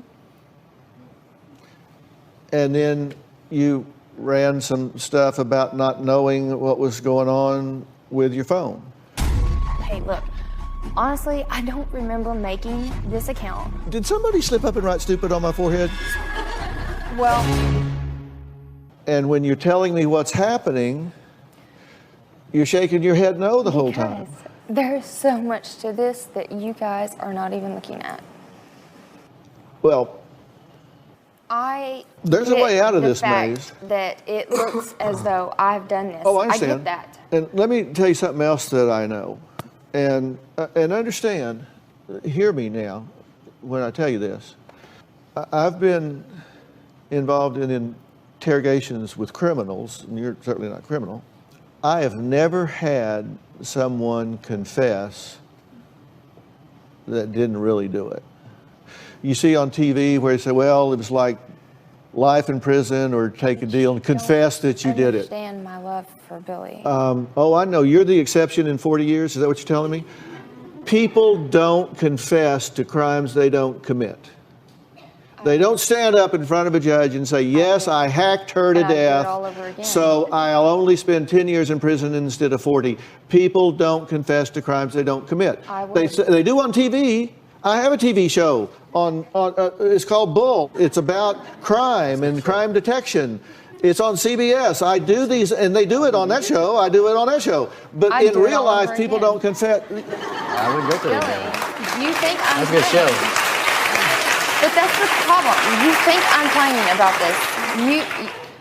Because, I know you do. Because you're so busy trying to make sure you have him. All of you're so busy trying to make sure you still have him on the line that you're just ignoring me.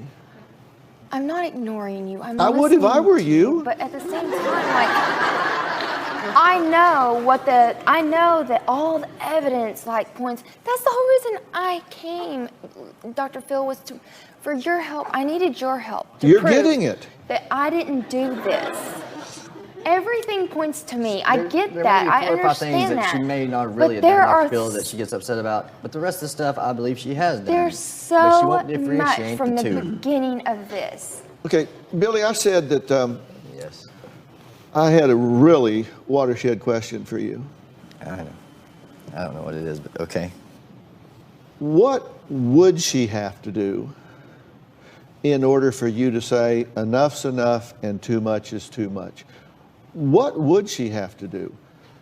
I mean, I'm about to that point. Because here's what you know.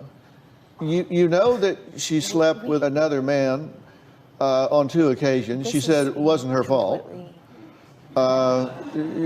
You know all of this for sure. I just have hope because she's who I really love. Wait a minute. You answer my question. Dr. Phil, the longer this went on, it's gotten to a point to where I'm done. The girls need a different role model than what they've had. Wait a minute. You act as though, I'm sorry, excuse me. You act as though I'm a bad role model. Wait a minute. I'm talking to him. I'm Don't not saying a interrupt me. bad role model. I'm just talking about as far as the house talk to getting me. clean. I mean, I've had to pay somebody to come in and clean the house 4 times. She's a stay-at-home mom. Only responsibility she has, Dr. Phil, is the house and the kids. Bills, nothing else, just the house and the kids. And she can't even do that, Dr. Phil. I can't even do that. I wonder why. Because I'm too busy looking at your phone. I'm depressed. I'm sorry you're depressed. All right, let me ask you, what is it you're looking for on that phone? What are you going to find that you're going to say, okay, there's nothing here's I will the find. silver bullet. Nothing This is what I needed to see. There's nothing. To know There's not what anything. I needed to know. What is it you're going to find that you don't already know? There's not anything I don't already Are you going to find that she's that she's having sex with somebody? I just don't know what their other Put the phone numbers list were up. for. I just don't know what those numbers were for, and I don't know Okay, why but she's doing what it. is it you're going to find? That she's talking to other men? Hell, Actually, you already happened. already know that. That's true. You're No, gonna it is you're gonna not. find that she's going to dating. You already know that. You're going to find what? What are you going to find that you don't already know? I'm trying to figure out why. What would be worth her causing all this damage to our family for what? That's another question. The other question is not if. The other question is why. And I can tell you, I know what she's doing. I just don't know why. I want to spend time on why, but I can't get to why because she wants to argue the if. Excuse me, I have to stop this. I didn't come to this show to be made fun of. Dr. Phil, from the beginning of this, I can tell you I did not do any of this. And later, stop lying to your husband. He will stop manipulating your children. Because if I see another tape like that, I'm turning you into Child Protective Services because that is abuse.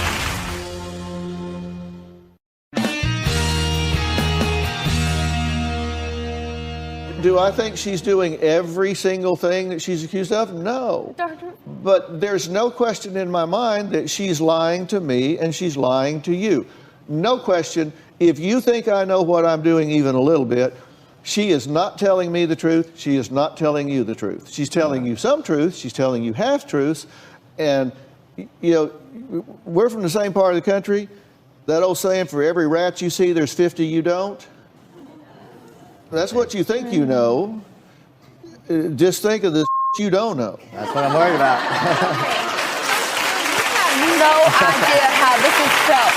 Wait a minute, this is not even... That would be true. So my question to you is there, if there's no point, it was no matter what she does, it's not going to make any difference, then why look?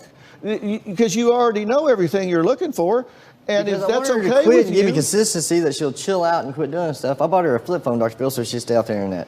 Little did I know you can punch in a 5-digit code on this flip phone. you can build fences. You did volunteer it, but you broke it as soon as I went to show you how it went on the internet. You can build fences horse high and pig tight, and they can still get out. Yes. You cannot build a fence high enough or deep enough around her that she can't get out if she wants out. And do you want the kind of relationship where you have to do that? You have to tether her? Y'all, you understand where I'm at with this? Listen, you can put a worm in his ear later. I'm talking to him right now. I understand. What is enough? This is not... I've had enough, but I just don't know how. Billy, you know. I just haven't brought myself to actually leave her. I don't know, Dr. I'm not saying that you should leave her. I'm just saying you need to quit lying to yourself. Excuse me, I have to stop this. I'm sorry. This is not right. I have to stop because, Dr. Phil, from the beginning of this, I can tell you I did not do any of I this. feel like I tell you from the beginning she did do it because there's no way in hell that anybody is going to get That her is the phone reason and change an email that address on I the account. They don't reached even know what I out looked to at on a phone. Anyone and everyone that could take and grab a hold of this and help me with this and prove my innocence Everybody on this. believed her until I talked to him, and as soon as I was done telling my side, then nobody believed what the heck she was saying. There's so much to this story that... There really isn't. Yes, there is, Dr. Phil. There really is. Why else would I go and reach out? I mean, Dr. Phil. We got the Russians involved here, for God's sake. Wait a minute. I even made the statement that I didn't feel... Billy knew even when we went through this, he said, Jennifer, everything's coming up through Russia or Germany. This isn't, there's so much to this. There really isn't. There is. No, there really isn't. What There is happening here when is you he- honestly believe that I come to this show.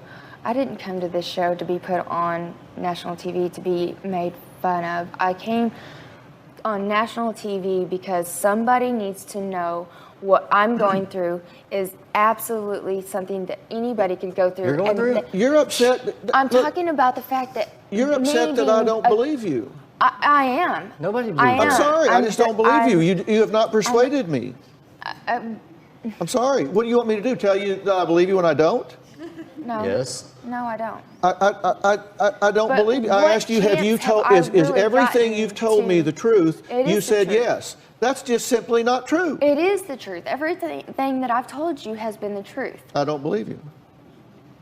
And you don't believe, you may not like me, but, I think you're a great man. you may not, you may not like what I'm saying or doing, but you're not going to leave here and say, well, pull the wool over his eyes, because you and But I that's both know not you what have I'm not told trying me to the do. truth here Yes, I fully have. and completely. You Then have tell him what you not. told him in the confessions. Tell him the truth. Give him something.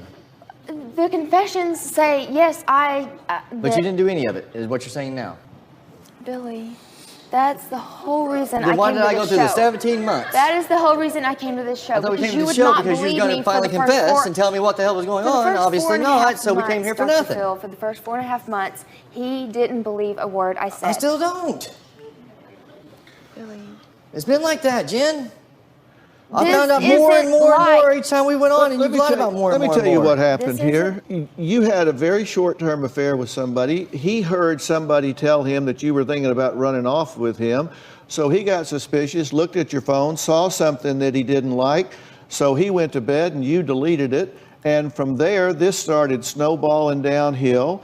And you started covering your tracks because you found out that there was a whole lot more on that phone than is he why knew I about. wanted And a you've been full dumping it forensics. right and left ever since then. That's why I wanted a full forensics. Guess what they pulled up, Jen? It depends a lot. I asked The for little a bit they full pulled off. forensics, Dr. Phil, because I know, without a doubt in my mind, that if I have a full forensics done on that phone, I can guarantee that that will prove I did not do this. Well, I'll tell you what, we have a very sophisticated IT department here. They looked at everything and agree 100% with your private investigators. I'm not done with this. I am. I'm not living like this, Jen. I can't. Shame on you. Make it stop. I don't know how. Well, you better figure it out.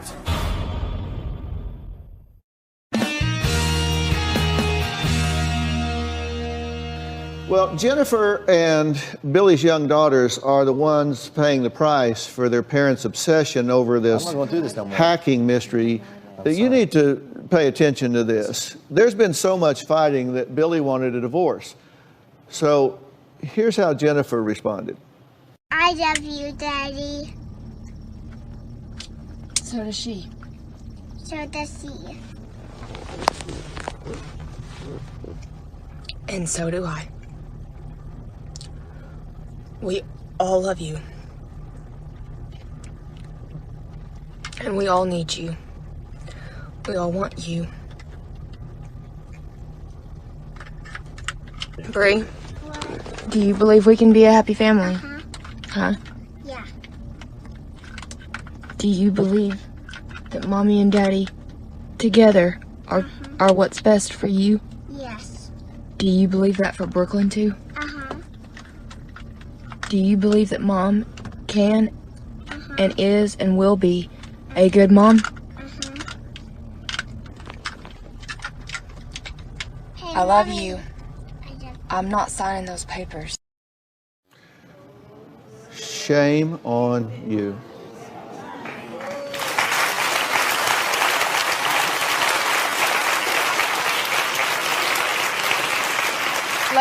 Let me just say, the reason Come that on. was done was because he has involved her from the get-go on a daily basis with this. He has involved her asking, hey, has Mommy, has she been on her phone today? What has she been doing on Dr. her Phil, phone? what it How boils long down has she to been on is her phone I quit talking today? to Jennifer about anything. Swoop her up and say, here, because Mommy is having a bad moment with you. Why?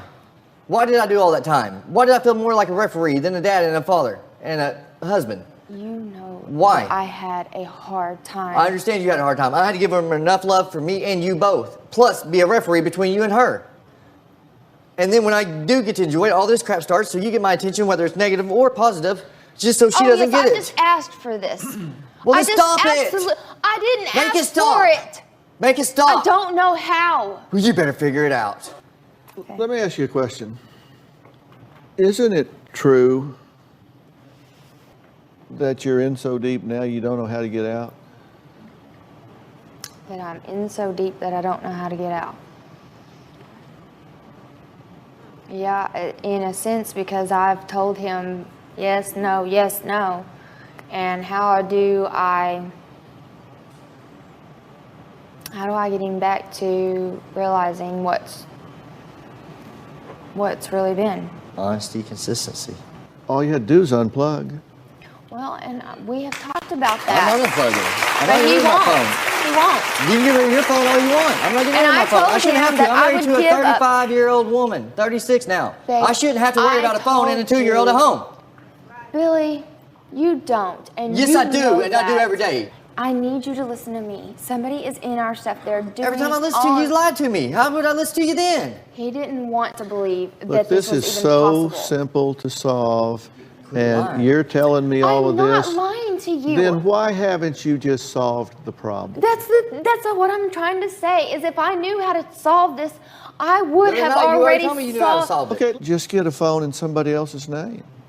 Honestly, I have thought about dropping off of the face of the earth, and I told No, Billy, answer I my said, why question. don't we Why just... not get a phone in somebody else's name? I have...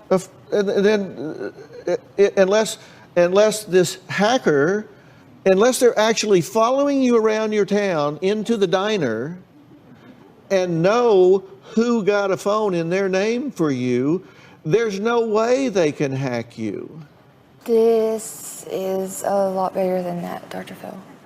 Because then all the drama goes away, all the ability to be caught up in all of this I'm goes ready to away. get back to our normal lives. If I just gave you my phone and you used it for the rest of your life and nobody knew that was the number you had, then how would they ever hack you? How would they know? Because they come through anything that has a circuit. Oh, they're going to come through the wiring in the house or something? What are you saying? Really? What are you saying? The DVD player, Dish Network. What are you saying? Because they are capable of coming through the anything that is Wi-Fi, anything that has any type of circuit. They can come through by sound waves, by keystrokes. They can come through. There's a number of ways, and I know this. Okay, I think I understand for the first time. What should Billy do now? I'm going to tell both of them what I think needs to happen after the break.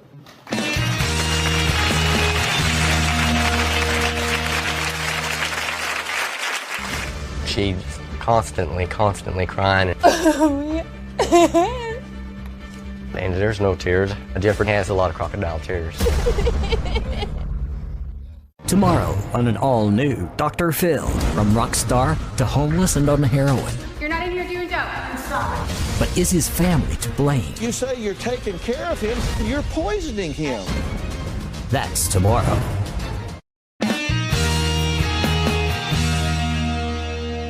At the break, Billy was saying to Jennifer, I just don't believe you're not doing it. Billy, there is no it. There is no hacking. There is no tampering. There is none of this. When I say, let's just get a phone in somebody else's name and you use it, and then nobody even knows, then you say, well, they can come through your keystrokes. They can come through all of this. You're now just talking nonsense. No, I'm. And You studied all of it. Billy, what are you asking Billy? Honestly, there was a lot that I learned. Honestly. It's a. I don't think it's something she didn't already know. It's just a way to cover her butt. It's a habit. It's a word I'm telling that is you, a habit. and but I I'm apologize. telling you, the solution is everything that you now have, it just goes away, and you just get something that's not even in your name, and whoever's hacking can't know that, and your problem is solved. We even had a different telephone number to the flip phone, and they were still able to. She was still able to. Billy, come on. Jennifer, Are it's you true. kidding me? No, I'm not kidding you. Everybody believes you're doing this, and there's not No, one. there are. Name one person. It's very clear to me you don't want to solve the problem. We I've talked to IT experts, and you can say we've done it, we've done it, we've done it. Then you are the one exception on the face of the globe that is so important that all of the forces in the cyber world have focused their energies on you. And if that's what you believe, then I can't help you. But if you want to solve the problem, you will do what I'm telling you, and you will stop lying to your husband about anything else, and you will stop manipulating your children. Because if I see another tape like that, I'm turning you into Child Protective Services, because that is abuse. That is abuse. So you can argue with him about who did what to who, but I have video evidence of abusing that child. And if that happens again, I'm turning you in. Do you understand? Absolutely. Do you understand? That child will be out of there in a heartbeat if you do that again. You need to have that clear. There ain't no hack in that. I'm telling you straight up right here.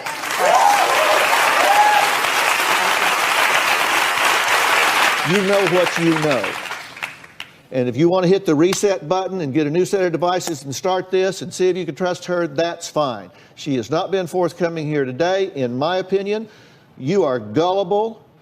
If you believe that all of this is going on, you know what you know. If that's not discontinuation criteria, then okay. God be with you. Be happy and do whatever you want to do. If you want help working this out, I will provide it for you. But, you know, if you want to continue this fiction, then there's no point in getting help because you're going to continue this fiction. She thinks she's smart enough to manipulate everybody and still stay in the marriage. I tried to get you to be transparent here so I could help and rebuild this and make this okay. It's your last chance, Jennifer. You better get busy. You better get talking. First of all, I don't know how to be any more transparent than what I've been. Are you serious? You can't tell Dr. Phil everything you told me in your confession because the last confession you made was true. And you can't say it wasn't, Jennifer Nicole, because that was some of the stuff on the list that you didn't deny. So you better get to talking to him and talk to him right. That ship has sailed. I'm sorry. You had an opportunity and you blew it. Stop. If you're going to do what we did out there, I don't have time to do that again. If you have something new to say to me, then let's do it. So nothing new to say? Yes. Hey, we are taping season 17 of Dr. Phil. But wait a minute, something's missing. Oh, it's you. We need an audience. If you're going to be in the Los Angeles area and want to watch a live taping, visit drphil.com and click Be in the Audience. Tickets are free, and I hope to see you soon. Come on, I'm all by myself. You want to talk to me? I'd love to talk with you. If you want to do what you've been doing out there, there's no point in us just doing it again. Dr. Phil, I came on this show because when... No, stop. If you're going to do what we did out there, I don't have time to do that again. If you have something new to say to me, then let's do it. But if you're just going to give me the same line you've given me out there, I don't want to... We already have that. So nothing new to say? Yes. With this back and forth, okay, with Billy, it got to where if I said I did this, okay, then he would go, well, you must have done this. And he'd just keep on and keep on and keep on. And Dr. Phil, I never knew where to quit. Jennifer, and so I tried to I do know that everything. you're the one that's doing this. I just don't know why. Dr. I just Phil, want to know why. But that's the problem. Dr. Phil is I'm not. When you start telling me, they get in through your keystrokes. They do. Come on, do you think I'm an idiot? No, I don't think you're an idiot. I just don't think that you are educated on that the way. No, I don't mean it in a bad form, Dr. Phil. I didn't. Jennifer, you dumped the account during the night. Did you or did you not? No, I did not. Okay, then we're Dr. done. Phil, I'm willing to take a lie detector No, test. you're not.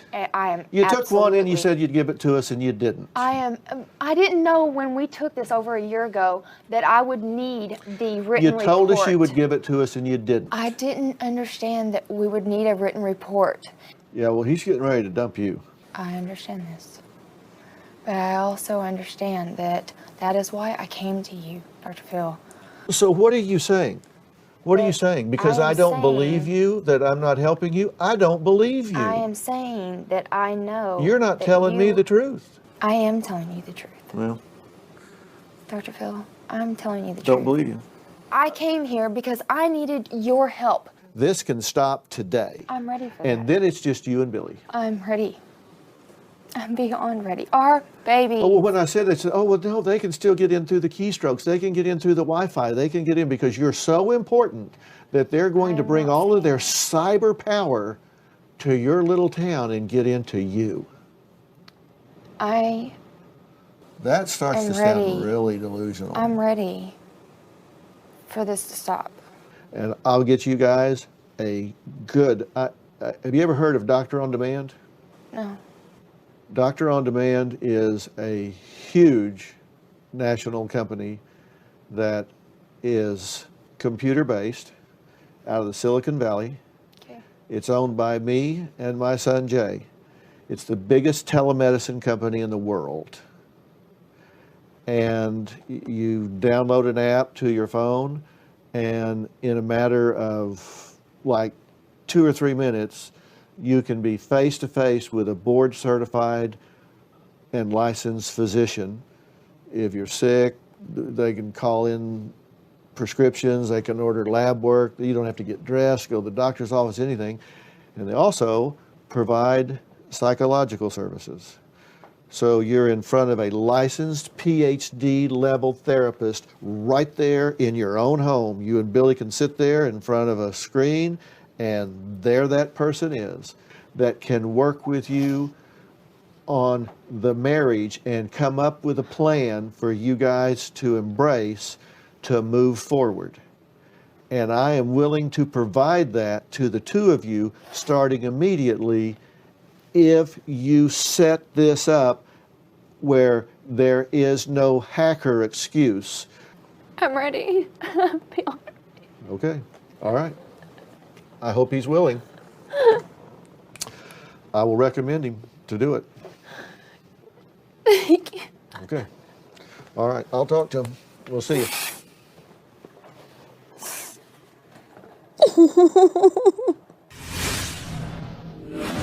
Jennifer just kept up the nonsense.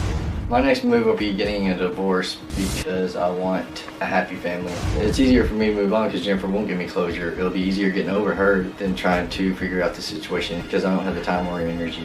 I knew Dr. Phil would see through it. I just was hoping Jennifer would tell Dr. Phil the truth. I don't know what made her change or turn into this person, but I can't live with her. Today's show is almost over, but we are hard at work on tomorrow's show and beyond. And we are always looking for great guests. Do you know the biggest enabler of the century? If you want them to get a seat on our stage, be sure to log on to drphil.com and click Be on the Show or text Phil to 88500. We want to hear all about it. Want to know what's coming up on Dr. Phil? Visit our website and subscribe to our email newsletter. You'll get weekly updates, life strategies, and exclusive video that you won't find anywhere else. Plus, on drphil.com, you can see sneak previews of upcoming shows. Log on today. Well, on the way to the airport, Jennifer fessed up in the car. Here's what she had to say. I did hack into Billy's Apple ID. I was able to hack into his device, and I was able to see everything he did. I was able to change it. I was able to do all sorts of things. I had a very strong feeling all along that she was lying, but I decided to bring Jennifer and Billy back so I could look her in the eye one last time, because I wanted to see if she was really telling Billy something that was true, or if this was another version of the truth. Here's what happened. You're back. I am sorry. I lied to you. So you lied about what? I got into his accounts with his passwords and would be able to use other devices to do it. Was there a hacker or were you the hacker? Yes, I was the hacker. So to be clear, there was no hacker, just you. So do you see why I kept saying I don't believe her? Yes. Now, do you believe me? Yes. I am sorry, Dr. Phil. I'm sorry? I am sorry. I apologize to you and to all of your crew. I accept your apology and I hope you put this behind you. Thank you. Okay? Yes. All right. I'm Take care. sorry. If you at home want to have your own Doctor on Demand, go to Google Play Store or iTunes App Store and download the Doctor on Demand app. It's great. You won't believe how well it works. I want to thank all of my guests today. We'll see you next time. Thanks.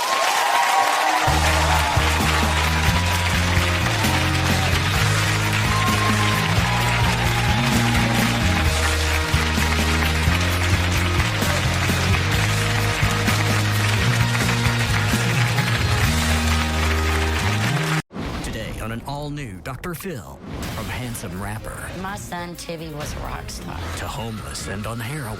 You're not in here doing dope. Stop. His girlfriend even disguises herself to find him. I dress like a homeless person and wander the streets. But You say you're taking care of him, you're poisoning him. is his family to blame? You said he's ruined all of your lives and even killed your stepfather. I was going to joke, but I'm not. Oh, you can hide behind humor, but in the meantime, your boy's going to be deader than a hammer. Let's do it. Have a good show, everybody. Here we go. This is a safe place to talk about hard things. Stand by. We'll count you down. Today's going to be a changing day in your life. 5, 4. I am not giving up on you.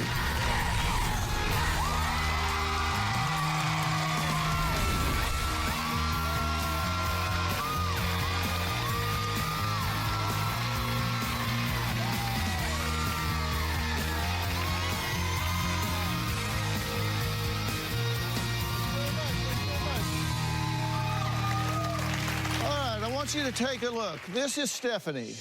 She walks the streets every day, but she's not homeless.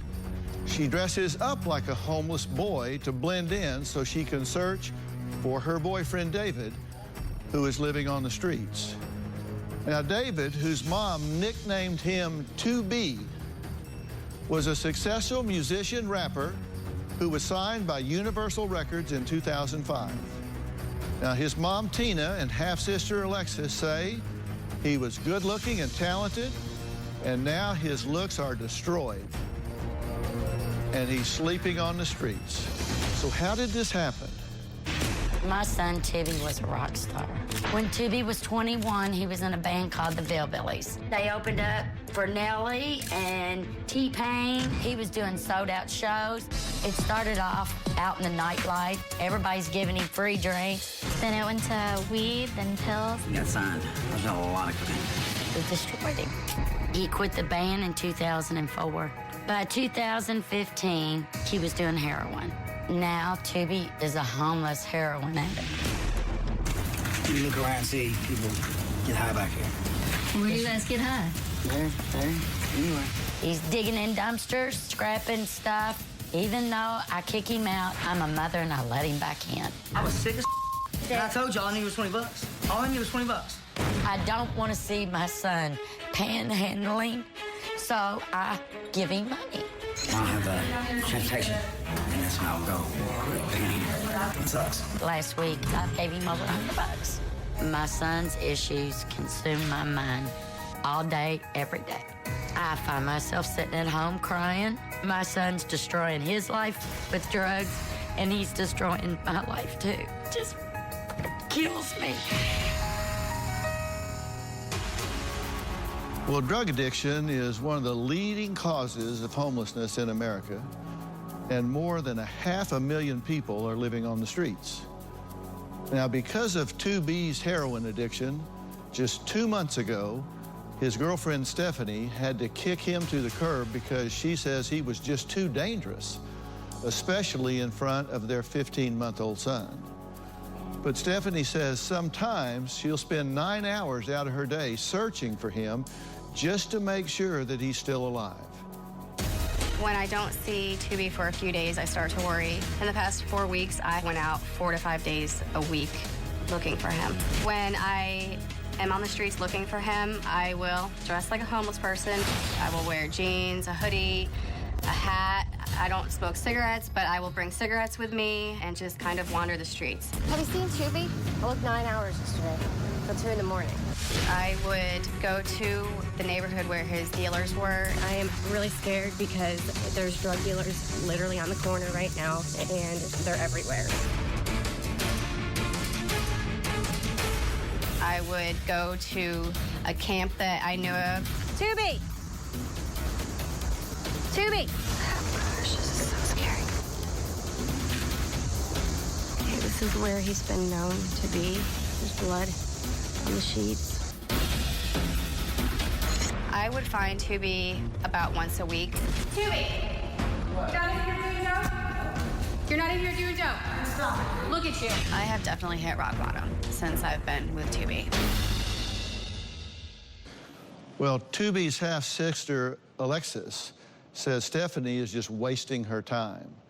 She says Tubi has ruined all of their lives, and she's just flat done with him. When Tubi started doing heroin, that's when he started stealing. Tubi has stolen my Dr. Dre headphones, my Calvin Klein workout gear. I had diamonds, I had sapphires. Tubi stole at least 12 or 13 pieces of jewelry from me. I would buy new clothes, still have the tags on it. He would return them to the store to get in-store credit and then take the gift card that he would get and sell it to someone for cash. He has stolen $6,000 worth of money and merchandise. I would have to sleep with my purse and my keys under my pillow. The worst thing that has happened was I got my brother Tubi a job at Olive Garden. About 6 months into the job, they found him in the bathroom with a needle in his arm. While he was here sleeping on the couch, he had his drugs and his socks. And there was his needle, his spoon, his little burning kit. We started fighting, and he grabbed the needle and put the needle in his mouth and shot whatever was left. And I took the dope and ran to the bathroom and tried to flush it down the toilet, and he threw me up against the wall to get it out of the toilet. I've been so desperate to protect him, I had to take the knobs off the door. I want to see if he's breathing. And that's why I took all the doorknobs off every door, because if he goes in the bathroom, he's in there for 2 hours. I've tried everything to stop him. I've screamed, I've yelled, I've cried. It's hard to get a job when you're homeless, you got 1 or 2 outfits, and you look dirty. I've put him in rehab. Within 3 to 4 days, he's back. Literally, after we leave a rehab center, 10 minutes later, I'm high. And now I can't handle him being here. He's out on the streets. It's hard for me to believe that when I see homeless people, my son's one. Tina, when you landed in L.A., you got a phone call that you weren't expecting. What was that all about? He stole my car, my truck. Yep. He stole it. Mm-hmm. So when I get home, I've got to either press charges, find it, or something, or I'm not going to have a vehicle. You two have been living with this for how long? How long have you been putting up with this? My whole life. This is the way you've known him. Yeah. Okay. And why do you continue to have him in your lives? Tell me what the rub is here. He's my son. Right. And it's any mother that you don't want to walk away from them. Uh-huh. But it's just getting so bad that I have to do this in order to get sleep, to get a peace of mind, and it's driving me insane. And then I wake up in the morning and I start worrying, is he still alive? But you think he's your responsibility? Kinda, because he's not mentally stable. Well, he's 37. Well, I know, but he's an idiot. I mean, he really is. Well, he's behaving in an idiotic fashion. That's true. Yes. Before he got this bad, he was a great guy. We see here he was doing well. I have no doubt that he is a fine young man at the core, but he's not at the core right now. He's a drug addict. Right. Is there any theory under which when you give him money for food, clothes, gas, whatever, that you think that's what it's going for? Sometimes. All the time. No, not all the time. No. You will believe a lot of the stuff that he says. He's very good at manipulating her to work out in his favor. I don't want to give him drugs. I've been trying to get him in rehab. He's like a boomerang. You put him in 3 days later, bing, he's back at the door. And I wonder why. Now, Because when he knocks on that door, yeah. what do? You Oh my open God, it. he's home. Right. It's a homecoming, right? It was a long way to fall from rock star to what he looks like now. I mean, let's just take a look at this. I mean, this is him now. Yep. You say he goes to rehab, boomerangs back, and knocks on your door, and you let him in. And you fix him a meal, you do his laundry, you clean up after him, you give him a bed to sleep in, then you give him some money when he goes out. And drives them all over town. You know me. Yep, that's what I do. But when it's coming out of your mouth.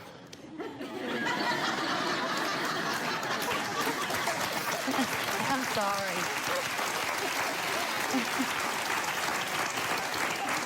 Because when you're doing it, you're frustrated. You really are. You're frustrated and you're aggravated and you're like, how long am I going to keep doing this for you? When we come back, Tina says 2B's girlfriend, Stephanie, is okay with him being high, but Stephanie says, no, no, no. Tina is the problem here. I want to get to the bottom of it after the break.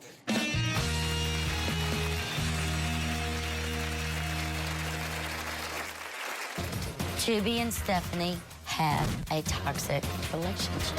Just recently, he spit on me and put his hand on my throat. Tina came over and they got into a huge fight. I go, what's going on? And so I just took the keys and started hitting him in the face. I thought, not today. And later, how many times have you tried to detox? Last year alone, 20 or more times. If he gets better, what's your excuse going to be for your lives not working then? Tomorrow, from Christian cheerleader On social media, I sell pictures for money. to a rebellious You spent a lot of time in jail. wild child. You need to start owning what you're doing. I'm not gonna change. Everything you see, all these mugshots, all these pictures, this is me. It's not the real you. Then who's the real me? We don't know. That teenage girl, that perfect cheerleader, that was never me. Then, on Friday, he had custody of their son. He's brainwashed. Okay, did you tell him that his mother wanted to abort him? Yes, I did. Man up and handle this adult to adult. That's Friday. I'm so mad at my mother for helping Tubi, giving him money when I'm trying so hard just to pay my own bills. It's hurting the situation because Tubi needs to hit rock bottom to get better. Well, Alexis's brother, who's called 2B, was a talented musician who was even signed by Universal Records in 2005, but he threw it all away for heroin. Now, Stephanie, 2B's girlfriend, says because of his addiction, he has ruined everything in her life as well as his own. Tubi and I started dating in 2015, and we have a 15-month-old son together. When I met Tubi, I had a credit score of 780, a brand new sports car, a horse, credit cards, and it was a matter of months before I started losing everything. The day that I was in labor, Tubi took $40 out of my purse and met his dealer. 2B and Stephanie have a toxic relationship. I love you. She wants the baby to have a father, but she wants a good father in his life, and 2B's acting like a nut job. I'm sorry. Just recently, I woke up at 4 a.m. and Tubi was in my landlord's garage. We got into an argument. He spit on me and put his hand on my throat. I reached up and smacked him in the face. I was trying to get him down the steps, and Tina came over, and they got into a huge fight. I go, what's going on? So I just took the keys and started hitting him in the face. I thought, not today. Although he has done all of this to me, I love him, and I want him to be a part of his son's life. I know it breaks her heart that he's not running after her and that baby, but he can't because his main focus is on heroin. Thank you for being here. You've been listening to everything that's been said so far. Yes. Do you think that she's enabling him? Yes. And how about you? Yes. So you're doing it as well? I try not to, but he begs me for like hours on end sometimes, and to the point where I'm in tears and I can't handle it anymore. You have a child that's how many months now? 14? 15 months. 15 months old? And was to be there for the birth? Yes. He was at the hospital? Yes, he was. Okay. And was he in the delivery room? Yes. Okay. And was he high? I don't know if he was high, but he may have been sick because... He was either high or in withdrawal? Yes, because right when I got to the recovery room, I looked at my phone and his dealer was on my phone saying, "I'm meeting you downstairs." Mm-hmm. And where did you get the money? Out of my purse. Okay, so you're in recovery having given birth to his son, and he's in your purse stealing money to go out in the parking lot and meet his dealer. Yes. Charming. Heartbreaking. He's gone through all of your money. Yes. He's driven you into bankruptcy. Yes. Lost your car. Yep. Lost a horse. Yes. You loved that horse. I've lost everything. That horse was my life. Yes. And you had to sell it. Yep, to pay off some of the debt. And he's gotten so desperate that he's gotten violent with you. Yes. When he gets mad, he starts getting violent. And it's gotten violent with you. Yeah, but I'm violent too.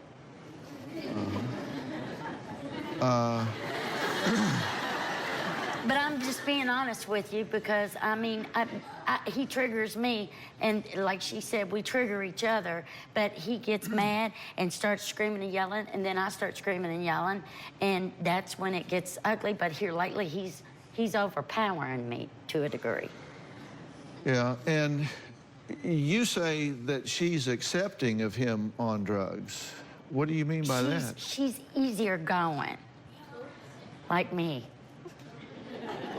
You're doing that to make yourself feel better. You're not doing that for him because you're poisoning him. You're just doing it so in the moment, your anxiety can go down. You're right. You're right. In the moment, you let him stay there because at least I know where he is tonight. You feel better. You give him money because in the moment, he will quit berating you. He will quit yelling at you. He will stop putting you down and calling you names, and you want to escape that attack from him, so you buy your way out. You say you're taking care of him, you're poisoning him. We are. How do we make him stop when he's like been begging for 2 hours? Maybe you don't. He won't leave the house. Well, okay, that's what we're going to talk about. When we come back, Alexis says she's afraid that 2B is going to make her pass out right here on the stage. We'll talk about what she means when we come back.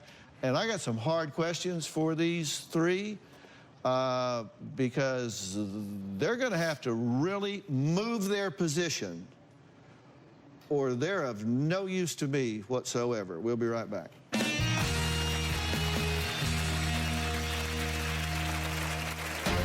I allow Tubi to come home a couple days a week to see his son. I wake up, dose first. Even before I take a pee, dope first. I think Stephanie and I are suckers for him. And later, you are a thief, you are a liar, you are a user, and you are an abuser. And I would believe he was clean. He would get out of there and lie to me and lie to me. You guys asked me, should you give up on him? Stephanie and my mom will constantly drive around and look for him if they haven't heard from him. You know the crazy bitch that follows you around? Yeah, that's me. There will be an argument. They will force him in the car, bring him back to the house, yell at him for being on drugs, and then kick him out again. Now I come home sometimes and I am trying to get sober, and then you throw me out, tell me I'm really not. It is a big cycle. Well, Alexis says she's been able to remove herself from 2B's life, and she wishes that Tina and Stephanie would do the same. 2B's girlfriend, Stephanie, enables him. I gave Tubi $300. She will give him money to keep from being sick, to have him around. I allow Tubi to come home a couple days a week to see his son. I wake up, dose first. Even before I take a pee, dope first. I'm sorry. I think Stephanie and I are suckers for him. Tubi's mother means well, but she gives in every time. I was giving him quite a bit of money, $40. Every time I turned around, he needed $40. When was the last time I had to give you money? Last week? Give me money. I still baby him. Are you gonna take a shower and stay here tonight? I mean, I don't know. Can I stay here tonight? Yeah, you can. Are you gonna sit here and watch me sleep? I might. I clean up after him. I have to drop him off in the streets because gotta go make money to get dope. Even though I don't want to give him money and I know I shouldn't, I normally give in. I'm afraid that if I do stop helping him, he'll die. Do you get what I'm saying? That what you're doing when you give him money, comfort, food, housing, clothes, whatever, is enabling him to continue the lifestyle of a drug addict? Yes. We do. I wrote some things down from all of you, and here's some things that jumped out at me that you said. Stephanie, he has ruined my life. I don't know how we can move past it all. I lost $25,000. My car was repossessed. We were evicted from the apartment. I owe rent. My credit score was ruined. I had to take bankruptcy. I had to sell my horse. Tina, my son's issues consume my mind. It is so depressing. I'm miserable. I cry all the time. Drug dealers know where I live. He puts us all in danger, especially himself. Alexis, you say my brother's on drugs, has ruined our lives, ruined my reputation. I quit school because of him. I lost friends. He's stolen from me. Caused their stepdad to drink due to stress 4 years ago and died of cirrhosis of the liver. Okay, so you guys have a great excuse. He's ruined all of your lives and even killed your stepfather. Agree, yeah. What if he gets better? What's your excuse going to be for your lives not working then? I know. I'm not sure you can afford for him to get better. Because who you got to blame then? Then all of a sudden now you got to stand accountable for your own life. What are you going to have to bitch about, whine about, and who are you going to have to blame?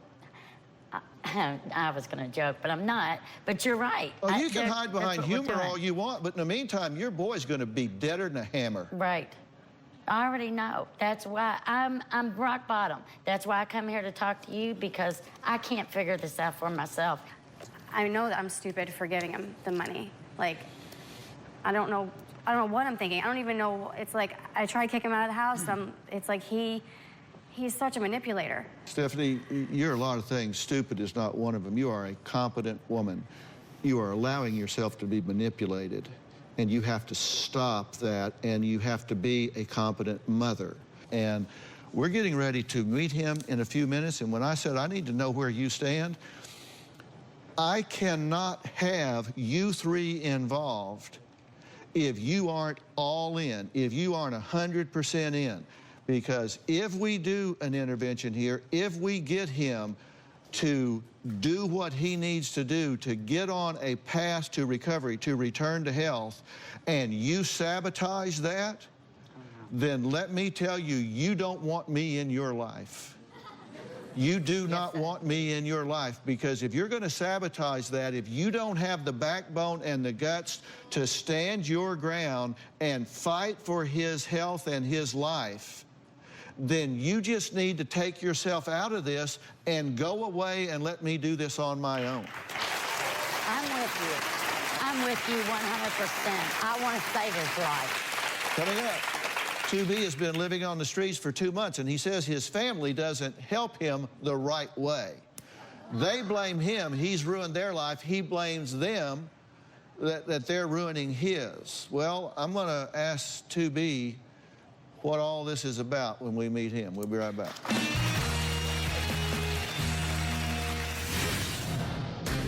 Have you manipulated these people? I have. Steal from them? I don't steal. Where's my car? You took her truck without permission. I did. That's Grand Theft Auto.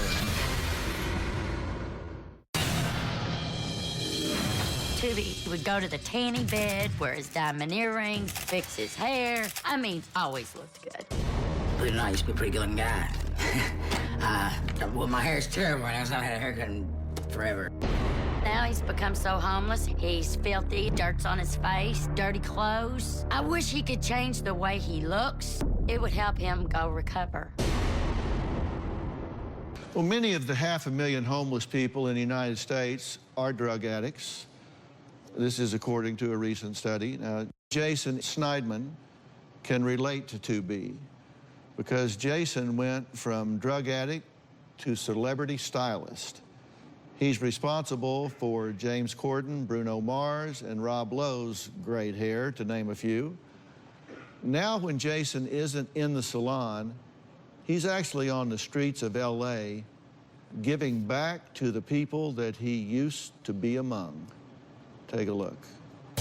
My name's Jason Schneidman. 14 years ago, I had nothing. I was hooked on crack cocaine. When I turned 30, I realized I had to get sober. I went to rehab. I got clean. I started working every day. I was cutting hair. My career started getting really big, and I started becoming a celebrity hairstylist. When I got sober, I was taught that I had to be of service and help others. So I went out on the street and I started cutting hair for some homeless people. Hey, you guys, coming up for haircuts, and we're giving away stuff. I believe a haircut can change someone's life. I see these guys' eyes light up. It's incredible. And not only do they feel better about themselves, but the people around them perceive them differently. You are somebody that can turn your life around. I really believe in it. Yeah. Are you in? I'm in. I hope and pray that I can change one life at a time, one haircut at a time.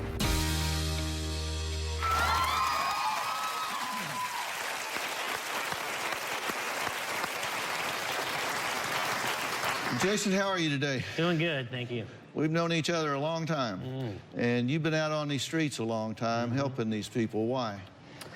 Well, I was where 2B was, and I didn't look good. And I knew I had so much more to offer myself and my family and life, and I got sober.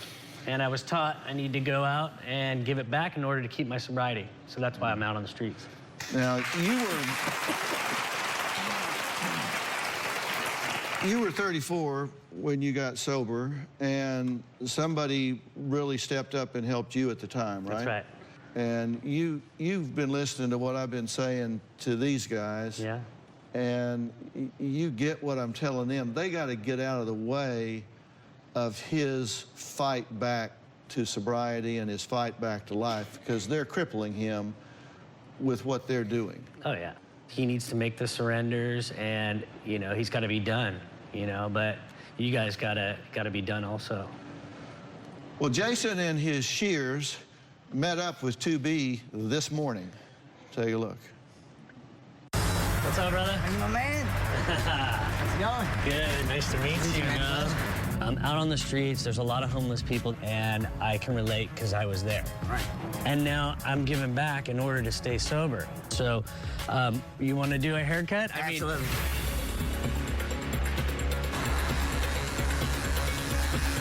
What are you doing? You're shooting heroin? Yeah. And are you doing speedballs too? Are you doing crystal meth at all? Every once in a while, yeah. Yeah. I would run with it, yeah.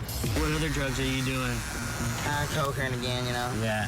I've been trying to get clean for like a year now, man. And all I've done is jumping in on a detox long enough to where I'm still sick, you know. I haven't even given myself a chance, really. No, I get it. I was in and out for 4 years doing the same thing.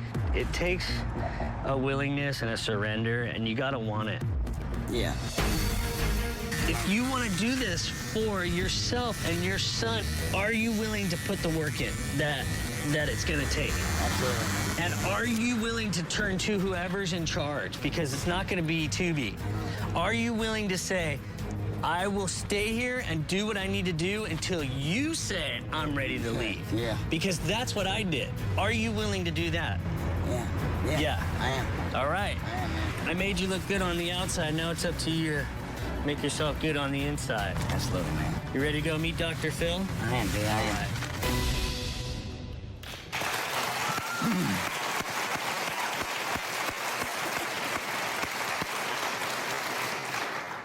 Well, 2B, it's good to meet you. How are you feeling today?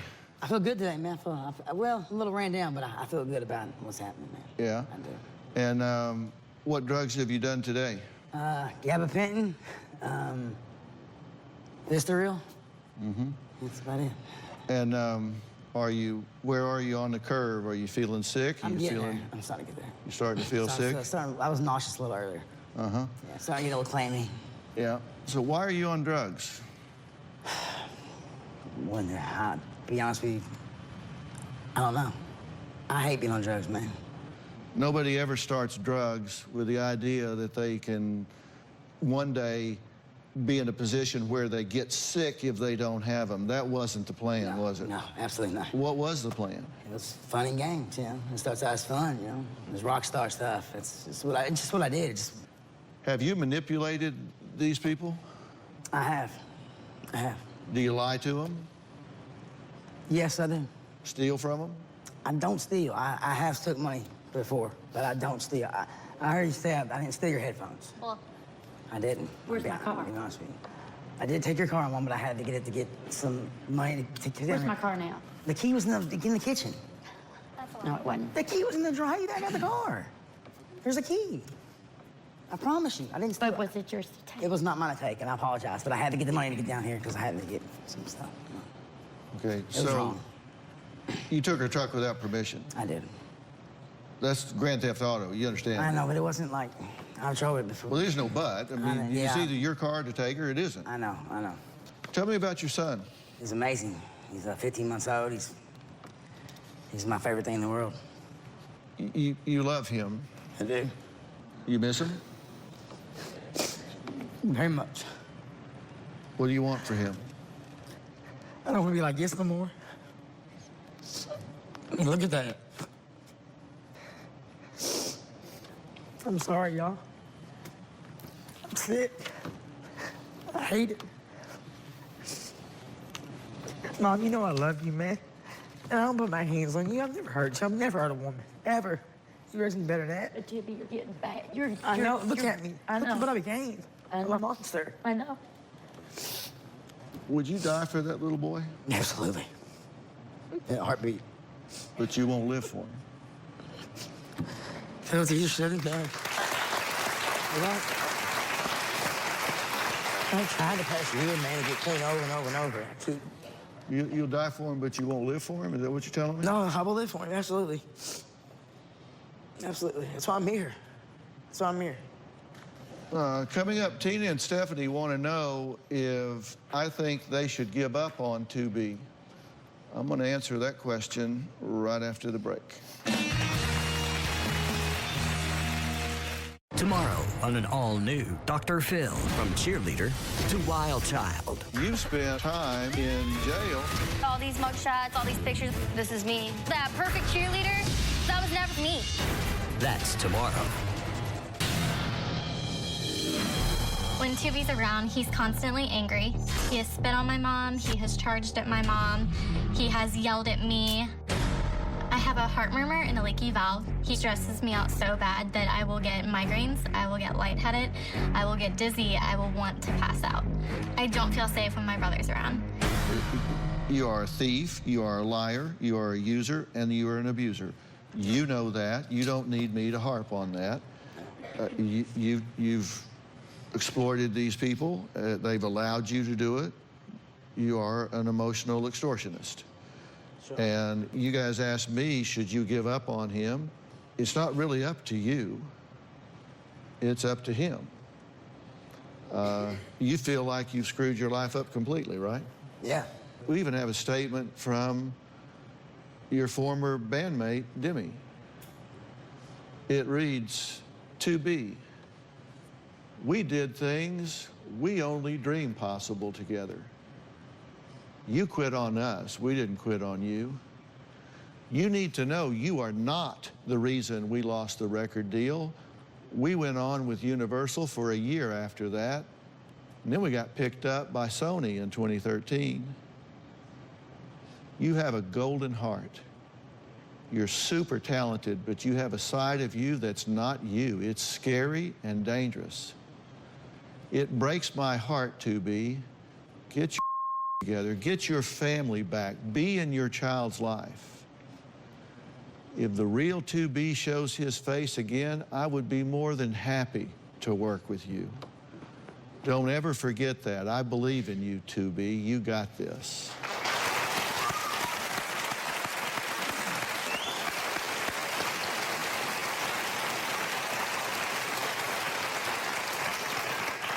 I mean, you got people littering your background and history that love you more than you deserve. It's amazing, man. How many times have you tried to detox? I mean, last year alone, I was probably in rehab or detox 20 or more times, at least. And I would believe he was clean. He would get out of there and lie to me, and I really would believe that he was clean until I caught him again. Well, there are 4 stages of readiness for change, and you know they're really simple. Stage 1 is when you make change because you're compelled by authority to do it. Nobody makes a change then. Stage 2 is to escape criticism. Stage 3 is when you're intellectually motivated. You know in your mind that you should do it. And then there's stage 4, when you are mentally and emotionally desperate to escape the circumstances. That's when you are able to look yourself in the mirror and say, I am so sick to death of this crap that I won't take it from myself for another second, of another minute, of another hour, of another day. That's when you change, and not before. That's where I'm at. That's when you say, you know what? It's time to man up. I got a little boy in this world, and I am his role model. I am his role model. And when it's daddy day at school, there's not going to be some junkie show up and embarrass that boy. I'm going to show up, and he's going to walk proud, because I'm going to be a man enough to step up and clean myself up and get back in the game. Oh, yeah. Well, coming up, Jason has an offer for 2B, and I'm just curious what he has to say, because it takes a big commitment. We'll be right back.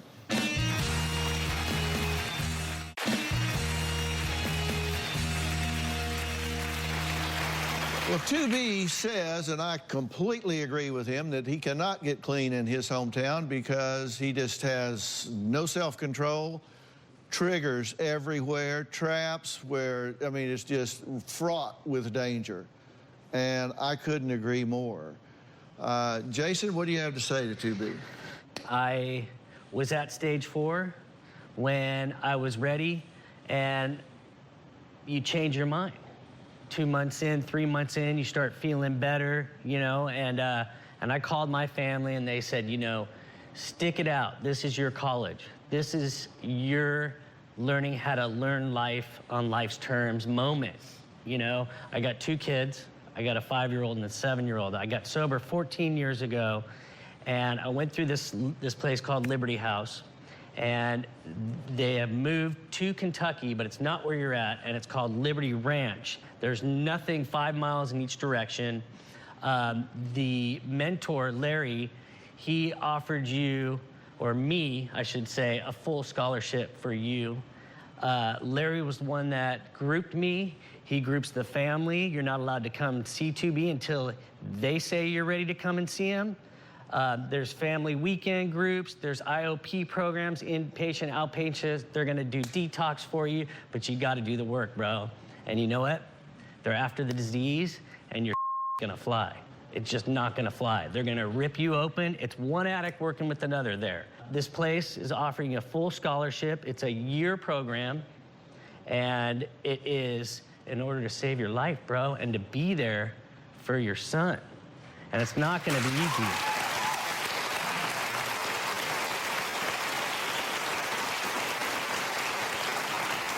It's not gonna be easy, bro. Yeah. My bags are packed. Let's go.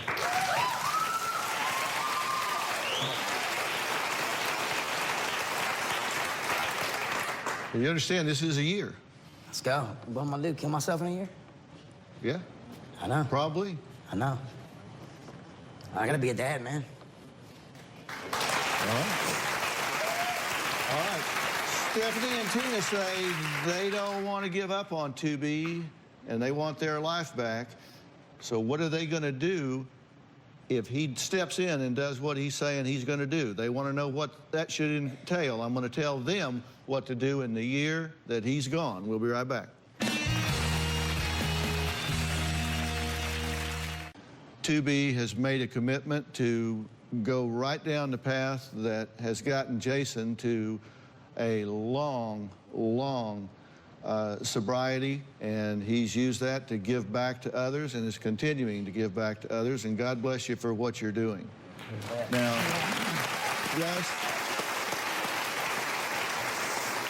this is a family disease, so I'm going to get you guys some professional help to help you really kind of come up with a plan of how to deal with this mentally and emotionally, how to repair the damage that's been done, and come up with a plan going forward. You know, as a single mother and as people that have been damaged along the way here, this takes some work on your part, and you're going to be really, really glad to do it. So it's great news that he's going to go and do this, and I believe that he will. I truly believe that he is serious and he's going to do this. But when that's done, I want this family to be over its dysfunction and you guys to be healthy in your own lives at the same time. So if I arrange this help for you three, will you take that? Yes, I will take it. You deserve it. I don't even know how to live without this drama in my life. Well, that's what I was saying before. It sounds funny to say that, but I said all of a sudden you guys don't have anything to invest in at all. But there is a constructive way to do that, and it will make you stronger in support of David here. It is just so much that can happen here in a positive way, but it takes work all the way around, and that's what we're going to do. I want to thank my guests today for sharing their story. A special thanks to Jason Schneidman for offering this for 2B. For more information about today's show, log on to drphil.com. You can also find me on Twitter and Facebook. We will see you next time.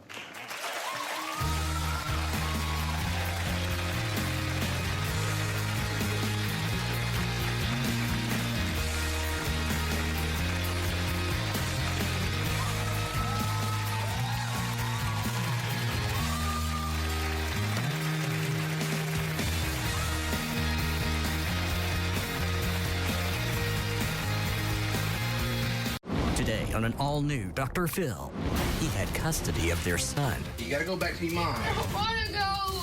She claims he blackmailed her. She said that you asked for thousands of dollars just to spend an afternoon with him. That's absolutely untrue. He's brainwashing him. What do I do that is so bad that makes me a bad parent? Try to take my other parent away from me. You think he's abusing him? I do. Mentally, emotionally, physically? All three. Did you tell him that his mother wanted to abort him? Yes, I did. Man up and handle this adult to adult. You don't have to pull some kid in here. How cowardly is that? Let's do it. Have a good show, everybody. Here we go. This is a safe place to talk about hard things. Stand by. We'll count you down. Today's going to be a changing day in your life. 5, 4. I am not giving up on you.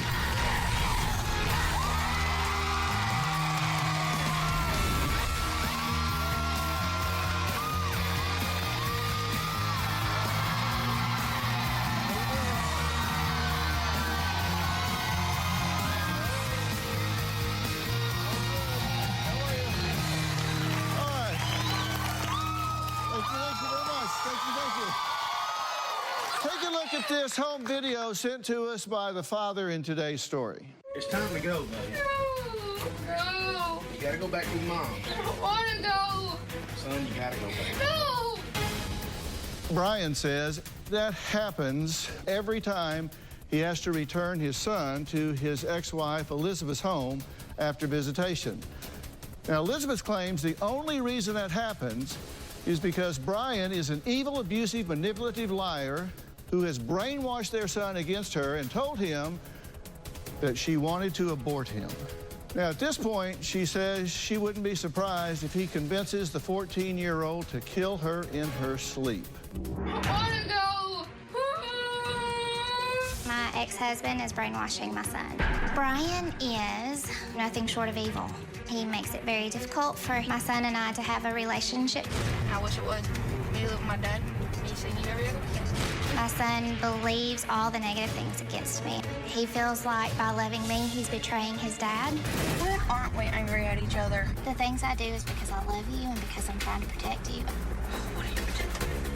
What am I protecting you from? Yes. from your dad. No, you're not.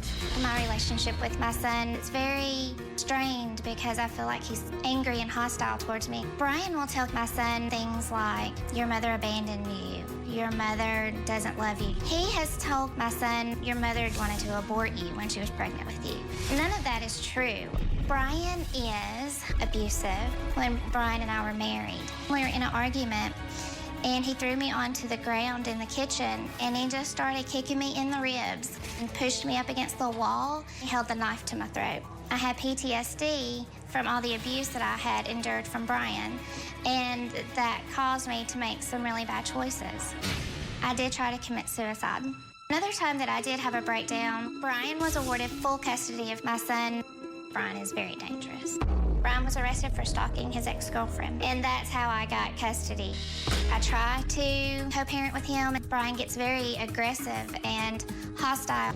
Brian is so influential to my son that he could come in at any time and hurt me. There have been 2 times where I woke up with my son just staring right in my face. This is the knife that my son brought back from his dad's house. My son's bigger than me. I am concerned that Brian might get mad at me and then tell my son to sneak in on your mom while she's asleep and kill her. Well, Brian says he doesn't need to brainwash their son because the boy can see for himself that his mother is a vindictive, unstable liar who, according to Brian, has overdosed 5 times. I'm not brainwashing my son at all. He's 14 years old. He's very smart. He sees what's happening. He knows what's going on. Do I want to live with my dad? Yes. I don't bash his mom, but I'm not going to make him think that she's the good fairy, even though, in my opinion, she may be the wicked witch, but I'm not going to tell him that. I had full custody of my son from the time he was 2 until he was almost 12. And due to some underhanded conniving, she got custody. I don't believe Elizabeth is stable at all. Elizabeth overdosed. We know of 4 times, and we believe there's a 5th time that was covered up. She was actually committed 3 separate occasions. At one point, she even threatened to kill herself and my son by driving off the road. I believe that my son is in danger with her. Elizabeth voluntarily gave up parental rights and did not speak to him for years. No happy birthday, no Merry Christmas. Someone that would sign away their rights to a child was selfish. Elizabeth, over the years, has made numerous false reports before our divorce was over and after. She made false police reports. I basically lost custody because of the lies of Elizabeth and my ex-girlfriend. I want to live with my dad. You sent him in jail for another reason. Now my son lives with Elizabeth and her current husband, which he's not happy there at all. When I have to take him back to his mother's house, it's a chore. It's time to go, buddy. No. You gotta go back to your mom. I don't want to go. My son's relationship with his mom is very strained. They don't get along very well. I don't believe that Elizabeth has the motherly qualities that most women have. I'm one of millions of fathers that is fighting an uphill battle to get custody of.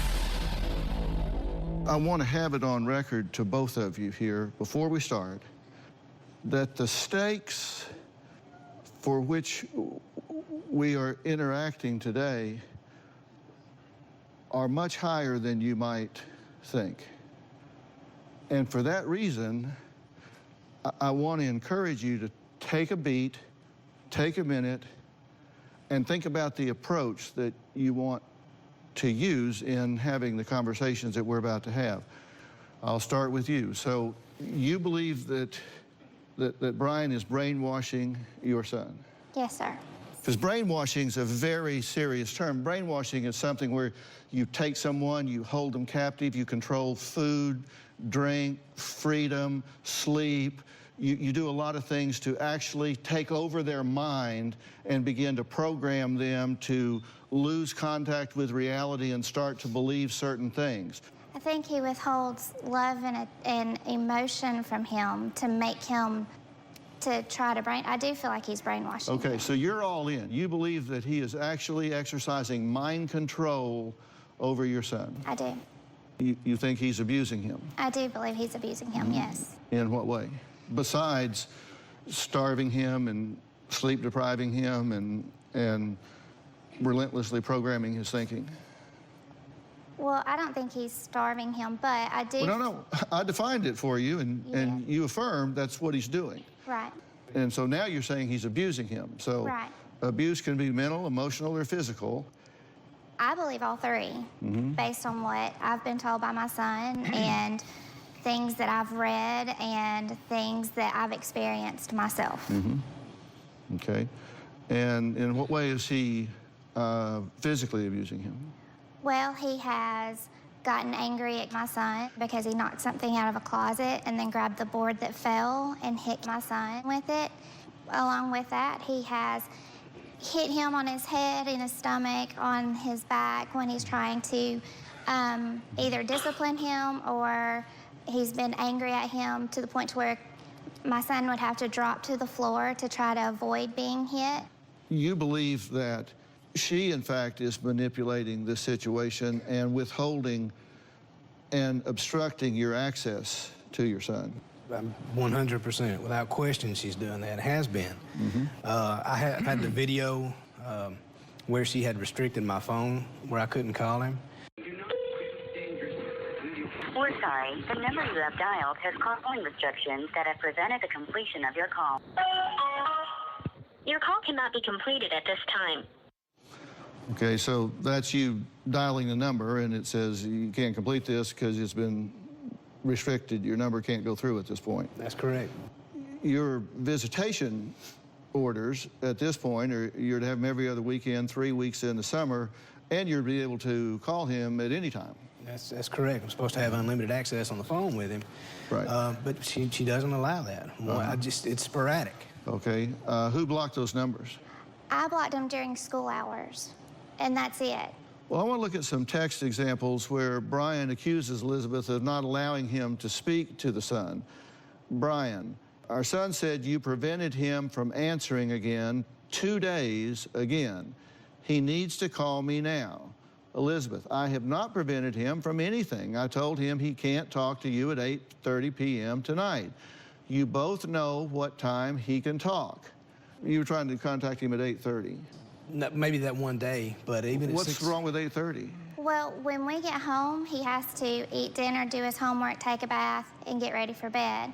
And so I just told Brian that the best time for him to call was at 6 o'clock. We were at home, and I would be making dinner at that time. Okay, but hold on. That's not what the court ordered. The court didn't order that you could specify a specific moment in time for his father to be able to call him. You said that he can call him and have access to him without obstruction from you. 8:30 is not an egregious time to be calling your child. The reason was at those times is when he was usually taking a shower or getting ready for bed. That's why I did it. When I would call at 6 o'clock, for example, if I had a business call come in and I had to answer it, which usually took a minute or two, and then I would call right back, and she wouldn't let him answer the phone. And when I would send her a text, I've got text to show it, she said, oh, no, you had your contact with him. That was it. No, that's not true, Brian. That's 100% It is not. I don't restrict his calls. He has his own phone. No, wait a minute. You just said I don't restrict his calls. You have blocked the phone calls and said 8:30 is an inappropriate time to be calling a teenager. Well, I block the phone calls during the day. So you do restrict his phone calls? I do. You're right. But during school hours, I have to restrict them because he and his sister and his mother will call and give him information about what's going on in court or what's happening in his criminal case. You restrict them because you don't like the content of the phone calls. Well, I think that they're bad.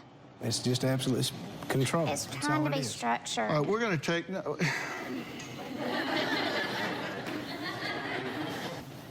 Yeah, I was getting ready to go to break, but...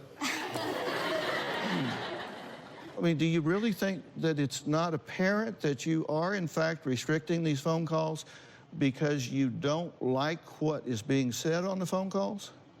When I'm doing it, I feel like it's because of the time, but I do not like what is said when they talk. So, yes, I believe that it's probably both, and maybe I hide behind the timing of it. Thank you.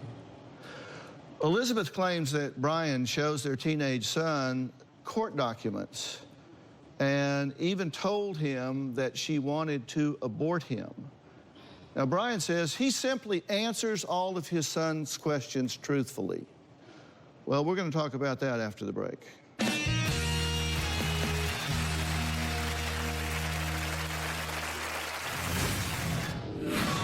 It's impossible to co-parent with Brian. We have our custody exchanges at the Sheriff's Department because of Elizabeth's drama. It has always been very volatile and hostile. Brian loses his temper. She says that she's scared. And later... What you're implying that I may... No, I'm not implying anything. I'm saying you sat down with your son and had a discussion about the fact that his mother wanted to abort him. Yes, I did. Monday, a mom's so busy. You've got 7 telephones. She doesn't have time for her daughters. You say you ran away while your mom was getting a massage. Now, I went for professional help. Is this the person that told you it was okay to get Botox in a 15-year-old child because they have a bad body image? Actually, the dentist talked me into it. what the nannies say. I looked at her and I was like, are you serious? That's Monday. Then on Tuesday, a nurse caring for patients while under the influence. I got to babysit her every freaking day. I would like to save my marriage. I'm interested in saving your life. All new Dr. Phil. Tuesday. He kept you for 2 weeks when he was supposed to bring you back. I was telling him to keep me. The current custody agreement is that she has primary custody, and I have standard visitation. Brian gets visitation with him every other weekend, and then 3 weeks in the summer. His weekend visitation with his dad has ended, and we meet at the Sheriff's Department.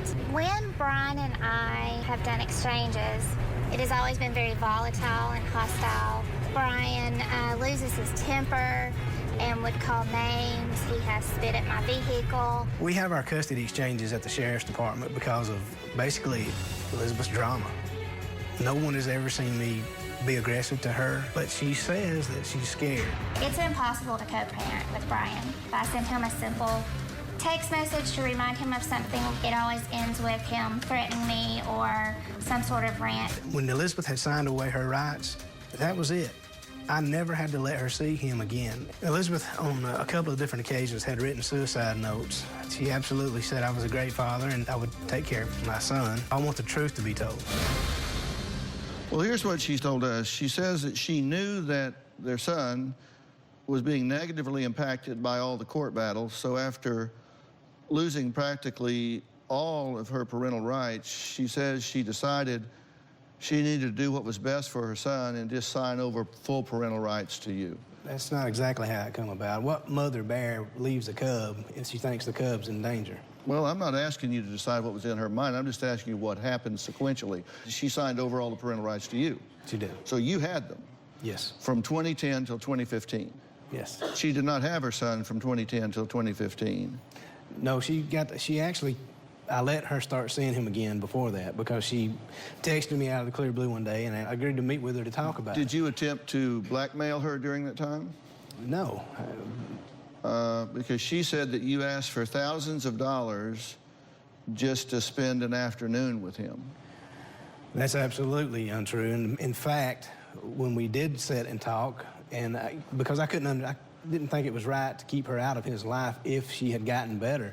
But I even let her pay less child support than the court ordered. If it was about money, why would I do that? She said in 2013 that you finally allowed her to have weekend visitations in exchange for $600 and writing an affidavit saying that you were a good father.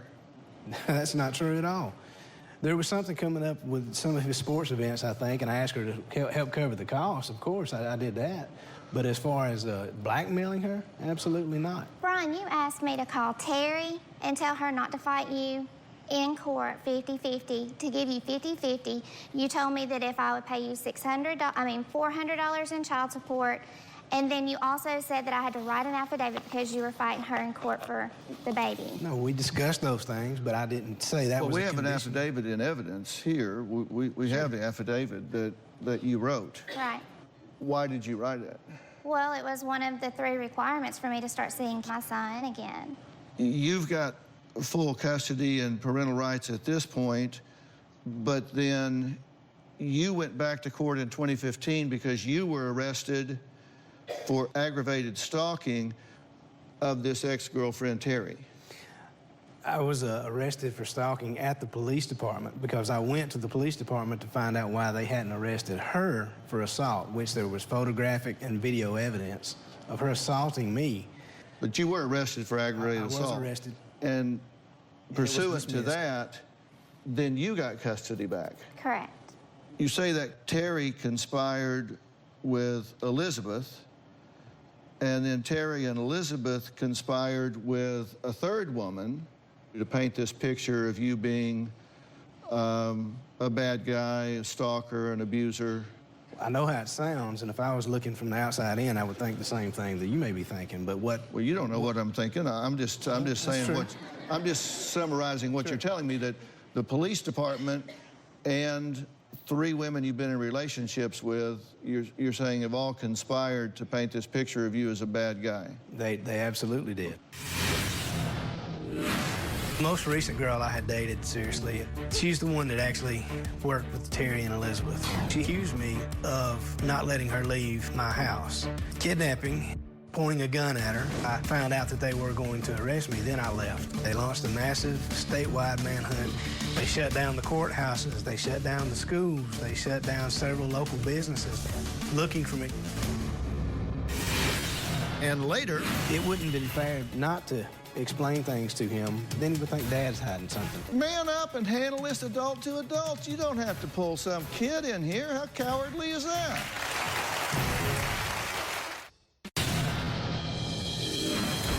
I went to jail because of lies that Elizabeth and ex-girlfriends told the police. Elizabeth has told DFACS that I abused our son on numerous occasions. It's a complete lie. Terry is an ex-girlfriend. I have a daughter with her. Terry and I were going back to court for custody. She hadn't accused me of stalking her. They charged me with aggravated stalking. Never stalked Terry. The most recent girl I had dated, seriously, she's the one that actually worked with Terry and Elizabeth. When I tried to break up with her, the threat started. She continually told me that if I left her, she would make all these false charges, or she would do all this to make sure I lost my kids. On the day of my arrest, she accused me at the police department of not letting her leave my house, kidnapping, pointing a gun at her, and basically tackling her. I was charged with kidnapping, with assault, with battery. I found out that they were going to arrest me, then I left. I had no intention of fleeing the country or anything like that, but I needed time to call an attorney to see what I needed to do. They launched a massive statewide manhunt. They had helicopters. They had the FBI, the GBI involved in searching for me. They shut down the courthouses. They shut down the schools. They shut down several local businesses. They had roads blocked, looking for me over all of these false charges that none of them were true. I voluntarily turned myself in. I was in jail for a month and a half. All charges were dismissed at a preliminary hearing except for 3, and the jury found me not guilty. I'd never been in trouble with the law until Elizabeth and Terry really got together and started planning these false charges. Hell hath no fury like a woman scorned. Okay, we'll come back to that. Have you shown your son court documents? He found one of the arbitration awards in a box that had some pictures. I've coached football, baseball, basketball. He was going through some pictures, and some of the documents were mixed in that box, and he found the arbitration agreement, the one that she keeps talking about, and he asked me about it. And when he asked me about it, then I did elaborate on what was in it, because it did say she wished she would have had an abortion and other things, where she admitted a forced suicide attempt, and I did. You said I'm not going to lie to him, and I don't bash her all the time. According to you, it's true, and you're going to tell him the truth. I did have the conversation after he found it. Absolutely. He is old enough to know what's really going on. If I had not explained, he might have had worse thoughts. Well, my son's lived through it. He doesn't need me to tell him. He's been there. No, he doesn't need you to tell him. Do you sense that I'm concerned about that? Well, absolutely. I can sense that, but... Do you think that concern is well-founded? If it was to the point where I was doing what you're implying, that I may... No, I'm not implying anything. I'm saying you sat down with your son and had a discussion about the fact that his mother wanted to abort him during her pregnancy. That either happened or it didn't. Yes, I did. Okay, and did you then tell us, I'm going to tell him the truth? He's entitled to the truth. Yes, I did. I very much disagree with that. I think that is building a case, leveraging against her in your favor. And I'm not the only one. There was a court order on 5/19/17, quote, "The court is very concerned with father's discussions with the son, re the court cases." I understand, but what do you do when a child asks you about it? You just say, well, I can't talk about that? And so in his mind, he's wondering what's going on? That would be a great response. Well, that would be a great response. A great response would be, son, let me tell you, there are certain things that are kind of adult issues that you need not be burdened with. And I'm really sorry that I left this box of pictures and documents sitting out for you to find and read, and that should never have happened, and I apologize for putting that out to intrude in your psyche, because you have enough going on. Your mother loves you, I love you, and just know that, and let's go play catch.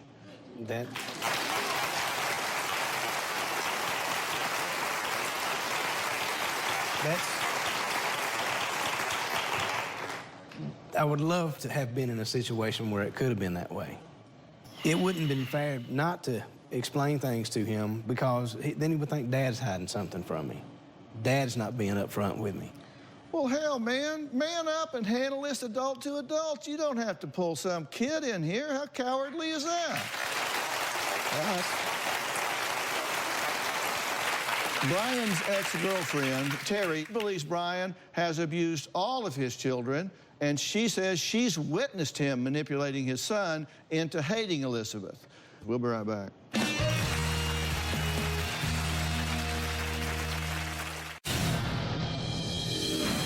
Brian became abusive to my son early on. What about all the things you told me about what happened with you and your dad? Yeah, he spanked me sometimes. Anything else? No. What about when your dad used to hit you so bad you had to fall to the ground? When was this? So that didn't happen? No. He was scared to use the restroom. He told me that his dad would get really angry if he clogged up the toilet and would spank him really hard because he used too much toilet paper. He would spank me. And yes, I did get scared because he spanked me. Those are the reasons that I fought for you. Yeah, and I wish you'd stop. Do y'all have no boundaries? Do you have no boundaries at all? I feel like I do. I mean, I really feel like I am trying to fight for him, and I know Do you think that his conversation that he had with these court papers and the abortion and suicides and all was inappropriate? Yes. But you think the conversation you just had with your son on that tape in the car was appropriate? In the full context of the conversation, I felt like it was appropriate, but no, I understand that when I'm trying to ask him questions, sometimes it sounds like I'm trying to get him to talk about things he doesn't want to talk about, and I know he doesn't want to talk about them. I know that he wants this to be over with. I know that he wants all of this to be done. Well, we have a full, you say in context, okay, we have the context. Let's just listen to the whole thing. Don't you want to have a good relationship with both parents? Yeah, and I wish it was. Me living with my dad, me seeing you every other weekend. You take my phone away from me. I have never done that. As a matter of fact, I'll let you use my phone to call your dad when you're grounded. Sometimes. He kept you for 2 weeks when he was supposed to bring you back. I was telling him to keep me. What do I do that is so bad that makes me a bad parent? Try to take my other parent away from me. Since the beginning, I told you not to fight in court. Yeah, he spanked me sometimes. Anything else? No. What about when your dad used to hit you so bad you had to fall to the ground? When was this? So that didn't happen? No. Those are the reasons that I fought for you. Yeah, and I wish you'd stop. When aren't we angry at each other? The things I do is because I love you and because I'm trying to protect you. And what are you protecting? What am I protecting you from? Yes. From your dad? No, you're not. But do I want to live with my dad? Yes.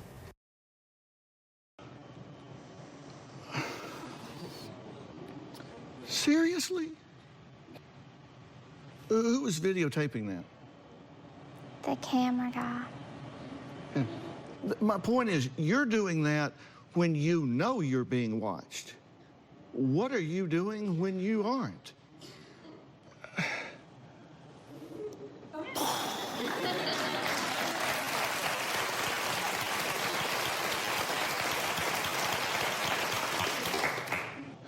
You know what frustrates me so much?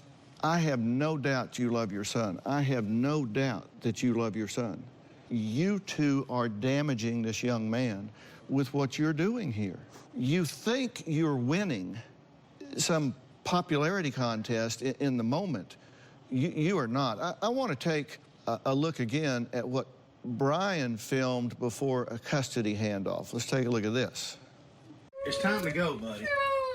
No. You gotta go back to your mom's. No. I want to go. How long has this hitting you stuff been going on? A while. Then what does your mama say? Nothing. She don't freaking care.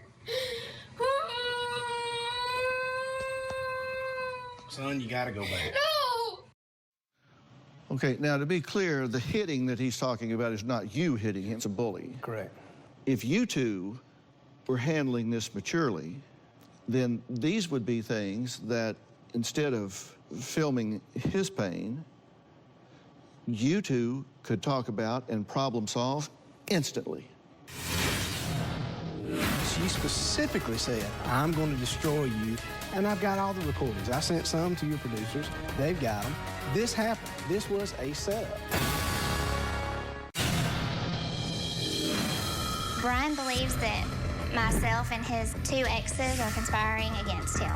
Anytime anyone stands up to Brian, he thinks that they're plotting against him.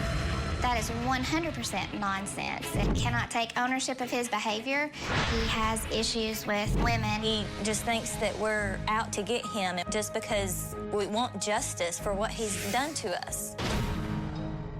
Brian believes his ex-wife, Elizabeth, conspired with his ex-girlfriend, Terry, to make up false stalking charges to gain custody of their son. Terry says no one conspired about anything because Brian is a lying, manipulative stalker.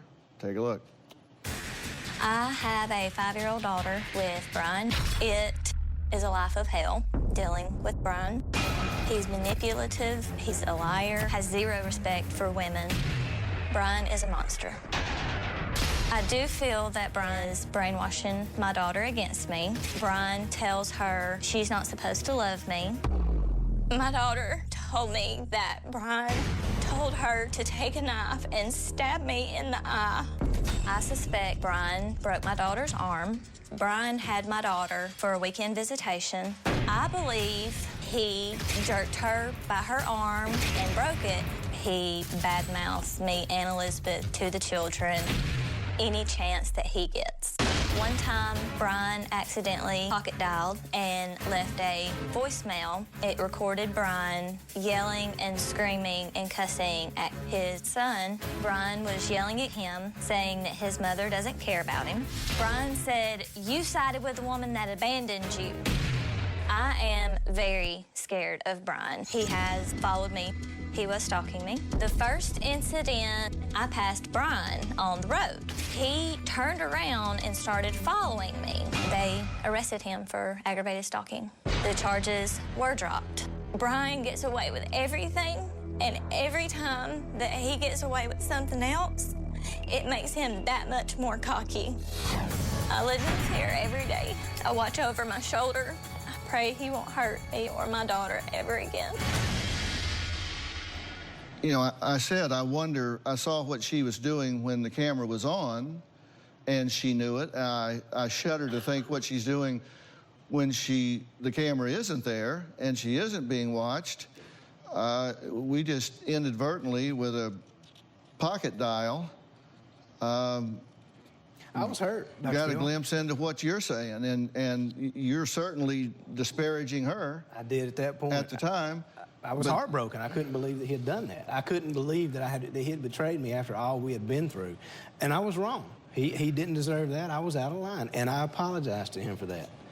Well, we have a statement from Brian's other ex-girlfriend that says, "I have never conspired with Elizabeth or Terry on anything. The charges I filed against Brian are 100% true. Brian wouldn't let me leave his house and was choking me while holding a gun. He threatened to kill me as well as multiple judges and attorneys. The only reason I told Brian on the recording that his exes pushed me into filing charges is because he forced me to say it. I had no choice. He threatened to send inappropriate photos and videos of me to my job and family members. Brian was mentally, verbally, and physically abusive in our relationship. I have also personally witnessed him abusing his son. Brian regularly called his son worthless and an idiot, and I've seen him smack his head, pinch his arms, and one time throw sunglasses at his head that caused his lip to bleed. As she started telling me that Elizabeth and Terry were wanting her to go file these reports. I never once spoke to her. I started recording conversations with this woman for weeks, months, before this came to fruition. And she specifically said, I'm going to go tell him you did this. I'm going to make you hurt like you've hurt me. You don't want to marry me. You don't want to spend time with me. I'm going to destroy you. I'm going to help Terry and Elizabeth. We're going to take your kids. You're not going to have them. And I've got all the recordings. I sent some to your producers. They've got them. This happened. This was a setup. You must be a bad picker. I am. Listen, I must have flaws too if I wind up with these kind of people. I'm not saying I'm perfect, but this really happened. With both of his parents' permission, we spoke with Brian and Elizabeth's 14-year-old son. What does he think about what's going on here? We're going to find that out after the break.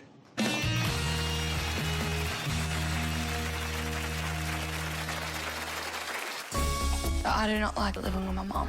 My mom betrayed me. She's trying to get my dad out of my life. I feel like I have not bonded with my mom. I talk bad to her. What do I do that is so bad that makes me a bad parent? Try to take my other parent away from me. My son has actually run away from home just one time. I know for sure that my son ran away from Elizabeth twice. The first time they were at a gas station, he got out of the car and ran away from her. Another time he ran away and he hid in the woods. He called me crying, very upset that his mother had hit him. He was tired of living there and he ran away and he hid in the woods. And I said, son, if you're afraid, call 911. My son told them he did not want to live with me. He wanted to live with his dad. The police brought him back home. My heart says Brian put him up to it, had him believing they'd be able to go back to Brian's house. I've not encouraged him to run away. I have told my son that if he is ever in a situation where he feels threatened or that he may be harmed, to get out of there. Well, Brian and Elizabeth's 14-year-old son says he hates living with his mother and says he's sick and tired of her trying to get his dad thrown in prison. Since the beginning, I told you not to fight in court. I do not like living with my mom. I feel like I have not bonded with my mom. Most of the time, I do not get along with my mom. I talk bad to her. She grounds me for some stupid reason. One time, she grounded me from talking to my dad. Like, she took my phone away from me. What do I do that is so bad that makes me a bad parent? Try to take my other parent away from me. My mom betrayed me. She's trying to get my dad out of my life. She had my dad arrested. She said there was a laser pointed right at her. She wasn't even outside. And then my dad was FaceTiming me and showed me that he was miles and miles away from me. I want to live with my dad. I want to have it like it used to be, living with him, having friends come over just about every weekend. I love it. My relationship with my dad is legit. TV show, father and son. It's like an honest, true life. Do you have any questions for me? I just, I wish that I'm sure we don't have time, but I wish I could elaborate on this other conspiracy. It's trying to make me the bad guy here. What do you take responsibility for? Well, I lost my cool in that conversation. Maybe I should not have talked to him about, when he was asking me questions about that. I'm not perfect. I do make mistakes. My ultimate goal is, my main concern is my son. Do you have any questions for me? I do. My question is, what can I do to be better so that I'm not affecting my son in a negative way? Because I know I've made a lot of bad decisions and I know I've made mistakes. Yeah, so what are they? Well, for one, I signed the paper away to give away my rights. I did that thinking that I was bringing him peace, but I didn't. I'm also talking to him about his dad in a way that I thought was beneficial, but it's not. I see that in those recordings. And I've given him a mother that, I've been the type of mother that's made decisions that most kids would look at as a negative sign. And I don't want him growing up thinking, why was I so bad that my mother didn't love me? Or why was I so bad? Or what was wrong with me? I don't want to do that. I don't want him to think that I've done something that put him in those positions. And so I need to do better, and I need to know what to do better so that he and I can have a positive relationship. We'll be right back.